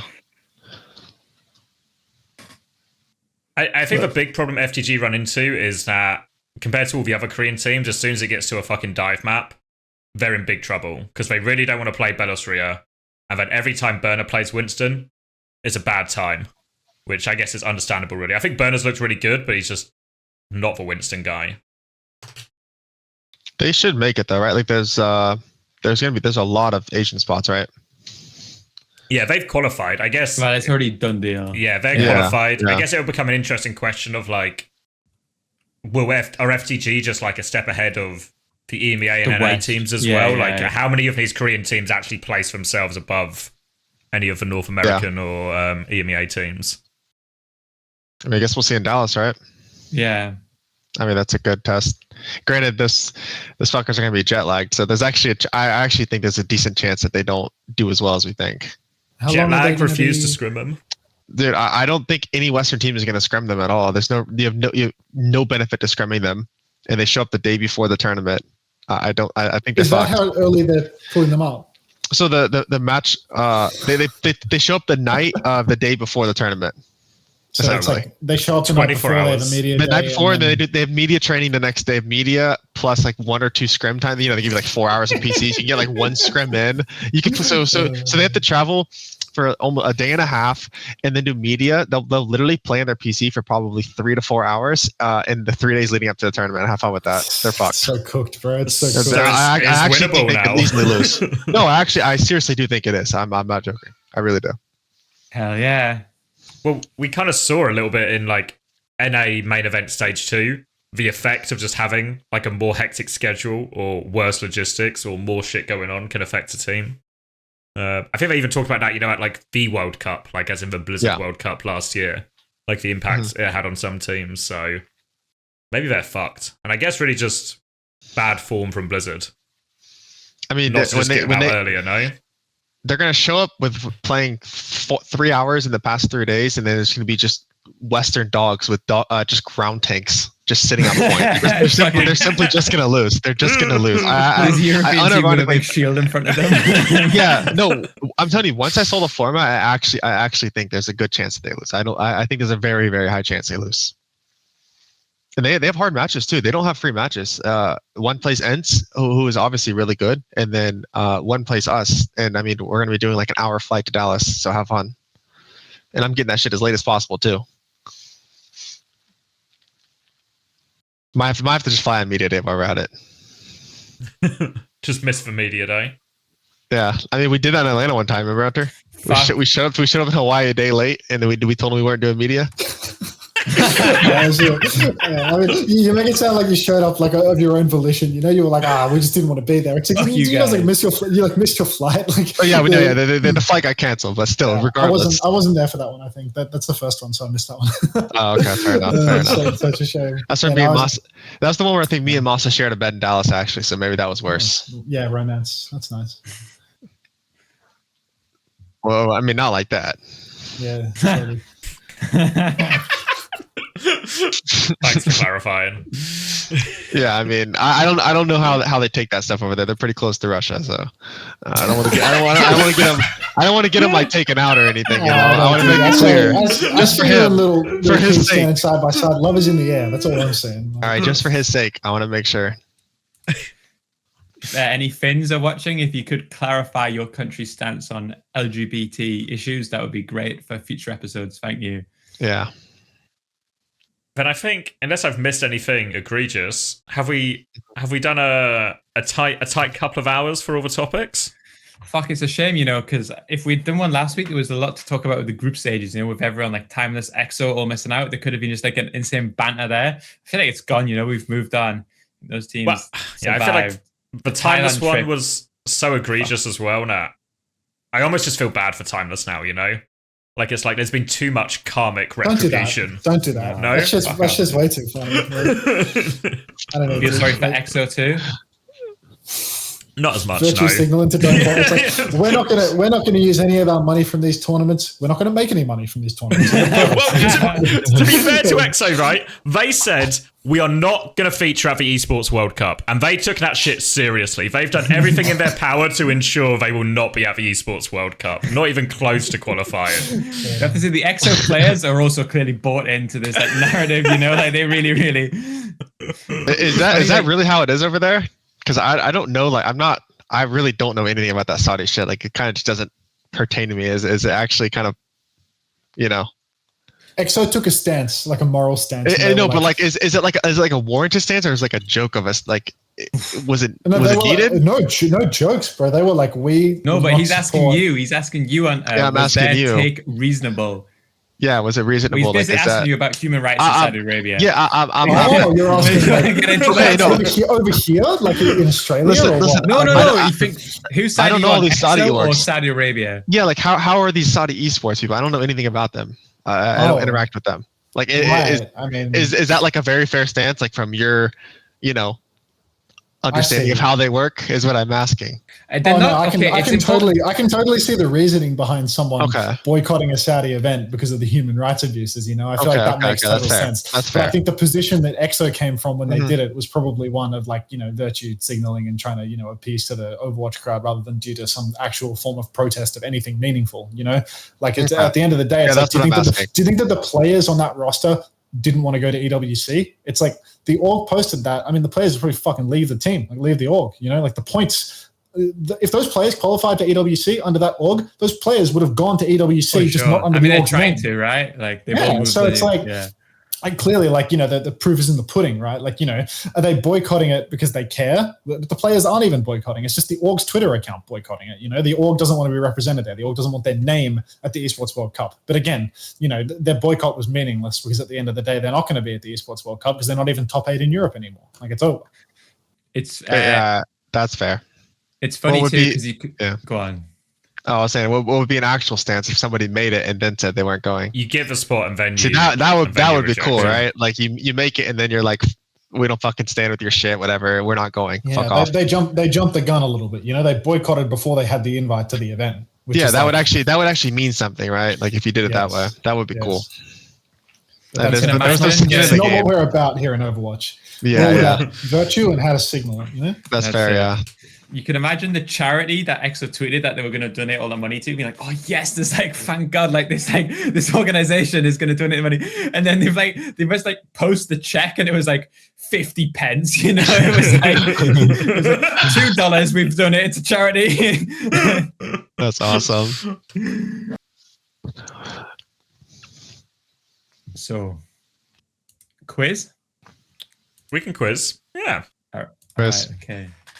So last week, if you remember the quiz, if you guys are loyal viewers, you noticed that the AI was trying to take over the quiz, but I've actually come to terms with the AI. So this week's quiz, I've asked ChatGPT the top 10 Overwatch players of all time. And if you can guess them, you get a point. All right. A classic quiz format. Now you need to think, right? Because you need to think, this is ChatGPT, so there is like, you have to like try to assume the algorithm's logic. Yeah. Okay. Who's starting? Gator can go first. Algorithm. Okay. Defran. Oh, okay. No, Defran is not on the list. Okay, so that stuff doesn't. Okay. Wow. Maybe we'll figure out the algorithm. Feeling out the algorithm. Yeah. A lot of time to play. Well, that's a good shout. Super? Yeah, Super is 4th place on the ChatGPT list of all-time Overwatch players. Is it just XQC? It's like that classic MVP vote he won, right? XQC is not on the list. So that's bonkers, yeah. You guys are testing out the algorithm in maybe, let Gator go, please. Yeah, fuck off. Sorry. Hands off. Violet, the GOAT. Let's see. Violet is not on the list. Top 10? Either not in the top 10. You need to make your profile picture the picture with you and Violet, the GOAT. I know you have it. I actually don't have it anymore, so if you can go hunting for that, I mean, it'll be somewhere. All right. I don't know, like, I'm thinking Overwatch League, which is stupid. I was going to say like agilities or something like that, because I remember like he had like a bunch of news and articles about him. He was like the league twink for a while. So I'll say agilities, but like it's probably wrong. I need to be thinking like a different framework. Yeah, also wrong. Yeah. Damn. Is it just someone like Prophet? Okay, there we go. We're starting to get that. Prophet, 5th place, known for his outstanding versatility and game sense. Prophet has been a key player for the London Spitfire and the Seoul Dynasty, winning multiple championships. Did he? Did he win? I think he only won one. I think he just like won stage. one. Maybe they count stage. Did Seoul Dynasty win a stage, maybe? I think they did. Seoul Dynasty did win one stage. They won like stage 3, I think. Right? Okay. Wasn't that a with championship like though, right? The Stoke championship's the ring, the big one. Yeah. What a cap with that. There's only one championship. ChatGPT just make shit up, bro. All right, how many do we have so far? We have 3. 2. 2. Is it just Super and Prophet we have so far? You gotta go with more shock players. That's the problem. Sinatra. First, I'm not commenting on that, but also not commenting. He's not on this list either. Okay, well he won MVP. I'll just get the MVPs. I don't know.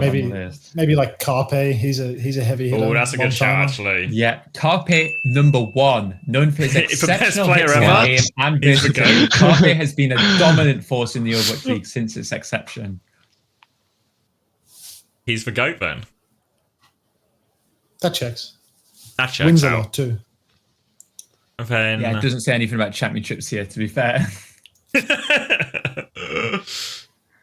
I feel like we're in these like early generation of Overwatch League famous players. So I don't know. When there was actually articles and views and stuff. It? Yeah. Has to be like high viewed articles and clips. That's why I was like agility's pilled, you know? Like it's just gotta be like some old timey shit. Is it like Shawfor or something then? That's a good shout. No. Listen, you guys are going way too white on this. I'll give you a hint. There's no more white guys on this list. Okay, that makes sense. It was Got just super. All right. Jonak. Oh, also not on the list. No way. What? No way. Jonak has to be like the. That like a. He has to hit Fury? the algorithm. Fury not on the list. Is it? What? Is it something more? Is it just like lip or something? Lip not on the list. What? This list is arse, bro. Who's The AI on this quiz. list? Hey. All right, what about? Guys. How about Mano? Mano on the list. There we go. And main There we tank go. for Philadelphia Got it. season and New York All right, Excelsior. yeah. Mano has been praised for his But Jonak's not, consistency okay. and leadership on the battlefield. All right, Onimo. Nope. The dosing. Nope. Fury. Still I no. would guess that. SBB. Oh shit, we did.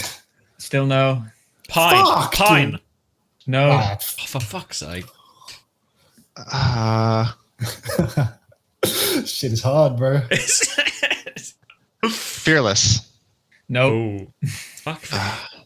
Arns. Nope. Striker. No. What? Who even What? is that?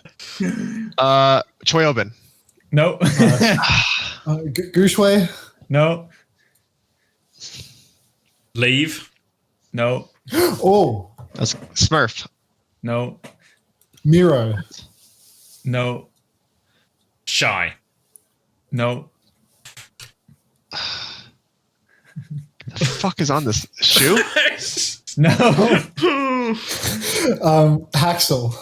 Yes, Haxel. Oh my God, Number wait. 3, a Yeah. former player of the Okay. Overwatch League's New York Excelsior, and now with the Seoul Dynasty, Haxel is celebrated for his aggressive Genji play and overall versatility. I do remember celebrating that actually. Yeah, that was celebrated. That was for a good while. celebration. I'm gonna go How down. many have we is- got? 1, 2, 3, 5 or 6 more to go. Fuck, dude, get out. Bumper then. Just go down the same Nope. train. You're in the wrong train, bro. I need to get off this fucking train. Yeah. Um, Come on, say a Korean name, any name. Meko. No. Rujay Hong. No. Oh, Toby. No. Oh fuck, dude, that's a cold. Okay, that's an old one. Arc. No. Oh fuck, dude. All right. Let's Who do are some. you? Okay. No. Proper. No. Is there new players? There's No, all. this is very much like played in like season 1, season 2 type thing. Like think of like those original like New York, San Francisco Shark, those type of teams. Okay. Huh? 2 from Gladiators season 1 and 2 too. Oh, I forgot about Glads. Okay. Decay. Decay, the second best player in Overwatch history. Okay. Renowned for his True. mechanical skill and flexibility across multiple roles. Decay has consistently been one of the top Overwatch players in the scene. Fisher. Fisher, number 10. They also, ChatGPT misspelled the number 10. They just did .0 instead of 10, but, you know, it's an AI. It can happen. Everyone does that. Yeah, Fisher Happens has to been me regarded as daily. one of the most dominant main tanks in Overwatch history, known for his aggressive playstyle and shot calling abilities. So I need number 8, number 7, number 6. So 3 to go. Is it Number 7 is a trick question. Birdring? Birdring, no. No, it's way too correct. Like Wait, One is correct. a He one. needs to be one slightly to, off. be, to be fair, one is a former MVP. One of them probably doesn't deserve to be on this list. All 3 of them are DPS players. Flower. No. a former MVP. Oh, I know who it'll be. Fuck. Lucky you. What, like Architect? Architect, good shout. Oh shit! No Showcased way! exceptional Architect's on the proficiency list. on various What do you mean? DPS heroes, He won season 2. Fucking Bastion popping up, Yeah, man. but contributing significantly to his team's success in the Overwatch League. It was significant. Fletter then, right? Yeah, Fletter, number 6, recognized for his exceptional hero pool and consistent high-level play. Okay. Then number 7, okay. You really have to open your mind to this. This is a trick question. What do you mean by trick? Is it just like we don't expect it? Yeah, so just need to know ChatGPT for this one. It's possible that you'll never get it. Let's just say that ChatGPT struggles to differentiate between a Korean player who has their name written in Korean, where it's like last name, first name, and a Korean first name, last name. I don't know if that gives any hint or makes things more confusing. That's Park, you know, like, of course. Yeah. No. About Void. No.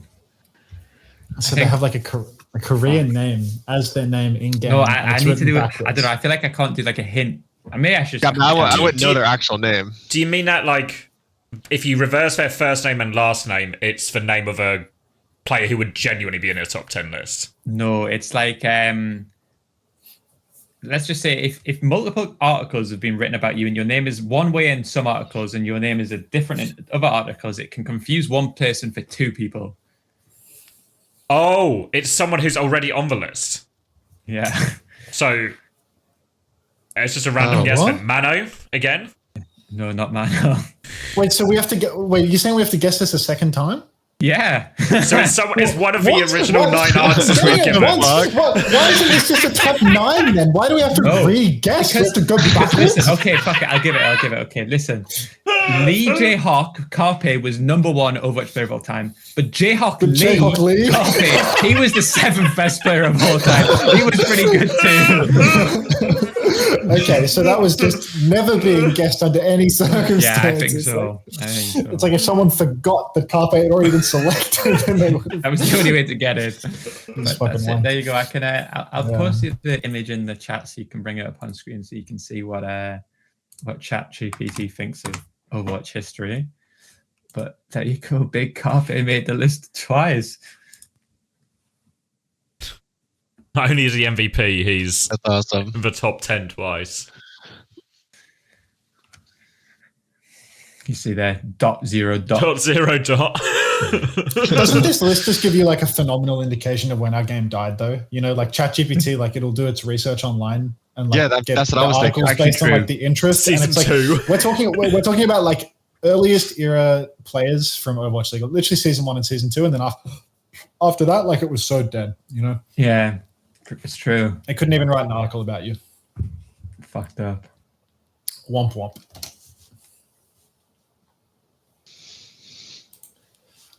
All right. How good would the esport have been, do you think, if it had just started now? Like in the current landscape with allowing like all the open co-streams, not fucking over all the streamers. Like if they did it in the current landscape where they figured out essentially what worked. Game wouldn't have been popular to begin with because Valorant would already be out. I think so. Dude, this game was sick because it was like incredibly unique and there was like no competition in the market. And then games like Valorant came out and just like munched up all of the competition. You know, Riot just came out with an Overwatch adjacent game. It's not like Valorant is super similar to Overwatch, but it's similar enough to steal heaps of players. So I think it wouldn't be as popular now if it came out now. It was really unique back then, but Valorant has like stolen its thunder to a point that you can't recover. My feeling is what Hunter was saying before about how this game is just like too difficult to watch. I think that killed the game. There was no, like, people say, oh, if Blizzard didn't do this change or if they did this, I think we are just like trying to advertise. Like, it's like we've made like a really shit movie and we're trying to like pump it full of like marketing ads, TikToks. We get like interviews, we do controversy. But at the end of the day, the movie itself is just never going to do well because it's just like a shit movie, you know? And I feel like it was kind of like always doomed to fall into this like tier 2, tier 3 esport category, regardless of any decisions that were made. I agree with that. There was no secret. I mean, it did so well at the start was because of all the hype, bullshit, right? the hype, the bullshit prop, you know. And the game itself was so fucking good too, right? Like everyone was playing it, everyone loved it, and they thought, but there was, I guess, there's nothing else to play though at the time. Yeah. What happens in other games is they just don't get this. They didn't get this crazy artificial boost at the start. So what they've looked at, like if you're a Rocket League or something, you've actually just looked at probably like I don't know if it's accurate, but like a slow, steady growth or something over several years. Yeah. Whereas Overwatch has seen a huge drop off, so it feels maybe worse than it would have been in reality. All right, then. I don't have any starting nominations, but Client of the Week. I guess Client of the 2 weeks. I saw a Reddit thread like right when we started the episode, and it's like some fucking freak doing fan fiction about us. So I'd like to nominate that person. Wait, what? That's so fucking weird. Like that was awesome. I screenshotted that and I meant to send it to you, by the way. Yeah, I legit saw that like right when the episode started. And like this entire comment section, it's like I feel like I've stepped into Bizarro World or something. Like if you look at like the most downvoted thread in it as well, it's like I don't know, dude. Like this whole thread is just like Twilight Zone shit. Like who is making this? Like you are so weird. I'm sorry, but you're so weird. Like what the fuck? Who does this? Who does this with their spare time? And then every single comment in here is like a massive client. Like what are they talking about? Like every single person in this thread, what is everyone talking about? I don't get it. Like it's fucked. I would nominate everyone associated with this thread. Fair enough. Yeah. This is fucked. That. Did anyone see do you know who Skieski is? Did you see this today? I'm blocked by them. The name rings a bell. Yeah. I think they What'd you do? You bully them? I made fun of Mercy One Tricks one time, so blocked. Yeah. But that does sound like you. Did you see this tweet that they did? It was like it's so like they shouldn't tweet about Mercy while the heroes in the city is. This rot, like while the heroes left to rot feels tone deaf and insulting, because Overwatch and the one here said, "What's the first rule of Mercy Mafia?" This does feel very tone deaf from Blizzard to make this tweet. Don't they know the Mercy players are suffering right now? Yeah, I think that sometimes people who are like terminally online and suffer from mental illnesses like to conflate their, you know, like the fact that they like to play a video game character for them being a marginalized group, you know? And you're actually not a marginalized group. You like to play a hero in a video game, you know, like there's a difference there. So using things like tone deaf to describe how a developer is talking about your main, it's like, you know, it's a bit much at some point, right? Like you need to have like a little dose of reality and think like, this is a video game that we're talking about. So people making fun of the character that you choose to one trick constantly is not tone deaf. Like, get a fucking not a personal life. attack. It's not a personal attack. It's like it's so unserious. Like, Hunter, that is very insensitive to the Mercy players. Tone deaf with you, Hunter. Actually, you're gonna have to need to make an apology. Don't you think that EXO should have, instead of donating to a charity for whatever they donated for, they should have donated to like a Mercy Maidens charity, get them some humanitarian aid or something, you know? So it's like, not to get political, but it's like those it's like those protesters in New York and stuff right now, where they're starving them out. It's like, bro, they're not people dying in Gaza. They can walk home. Like if they get hungry, they can walk home. They can leave. You know, like it's not comparable to being stuck in Gaza with no food. Like these are like rich kids in New York City that if they can't get food in the protest square, they can leave and walk home. Like nobody's stopping them. You know what I mean? Did you see the interview with the girl that was the leader of? Seen it, bro. So fucking good. I was actually fucking dude. But sometimes people like to get a little bit of a complex about how they're a victim or they're a savior or something like that, you know. And it's like sometimes you should bear in mind, you know, you main a character in a video game, like you're not a marginalized group suffering from oppression. You're someone playing a video game. Listen, you're a Mercy main. You're a Mercy main. You're not a female Overwatch caster. That's the real fucking marginalized group, which we always fucking go for. You know, that's the one. Yeah, that's the tagline to end it. Can I ask you something, Chris? Would you be saying the same thing if they mained a male character as opposed to a female character? I don't think he would be. If you're a Roadhog main, like good on you for like building and like grinding your way up the ladder. And shit like that. That's true, right? Because people are always so complimentary of Roadhog mains. Like everyone loves a Roadhog main. He's just climbing his way up the ladder, working against the system, making his own way in the world. What a guy! Yeah, no, I fucking love Roadhog mains. Good times. All right, rank the guests. Wait, do you mean to pick a winner first? Who's for? Oh, for client of the week. Yeah, for client of the week.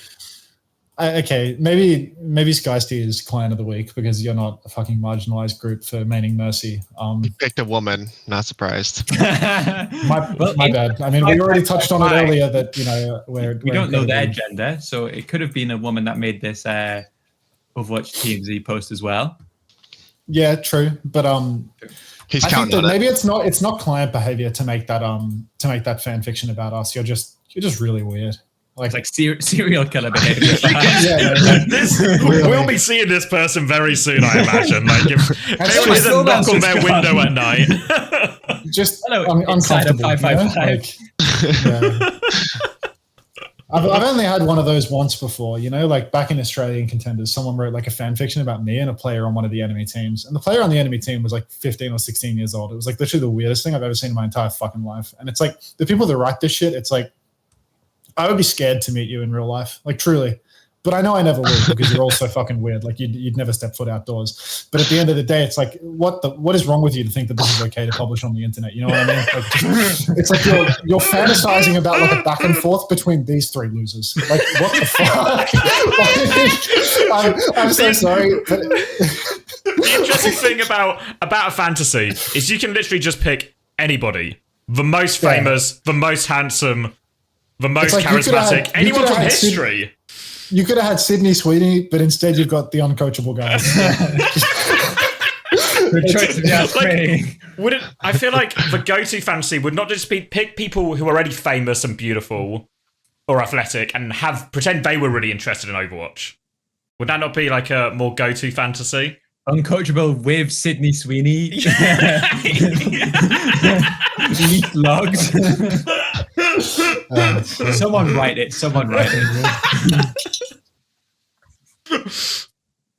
All right, so we've actually got our client of the week. We've got our weirdo of the week as well. And then we should rank the guest. So let me see if I can do the thing. I can do the thing. So this is Gator's second edition. Obviously, the original Gator episode was actually top of the charts for a while. Yeah, you actually got dethroned here. Yeah, rolled. Yeah, Gumba's 2 and 3.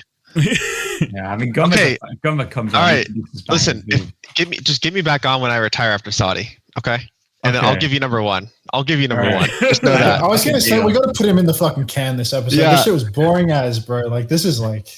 I don't know where to put him. Somewhere low, but I trust he'll be good for it. Like when the chips are down. When the chips are down, when the time comes, get me when the sun's up, and get me after retirement post. That'll be okay. Yeah, no, I'll wake up early. You can come when the sun is still shining, and you can just fucking burn every bridge. All right, I'm burning everyone instantly. Wait, who's Blow Jake? Like we got a lot of guests down here. Don't put me down there. Don't put Blow Jake. What do you? You want to bubble him? I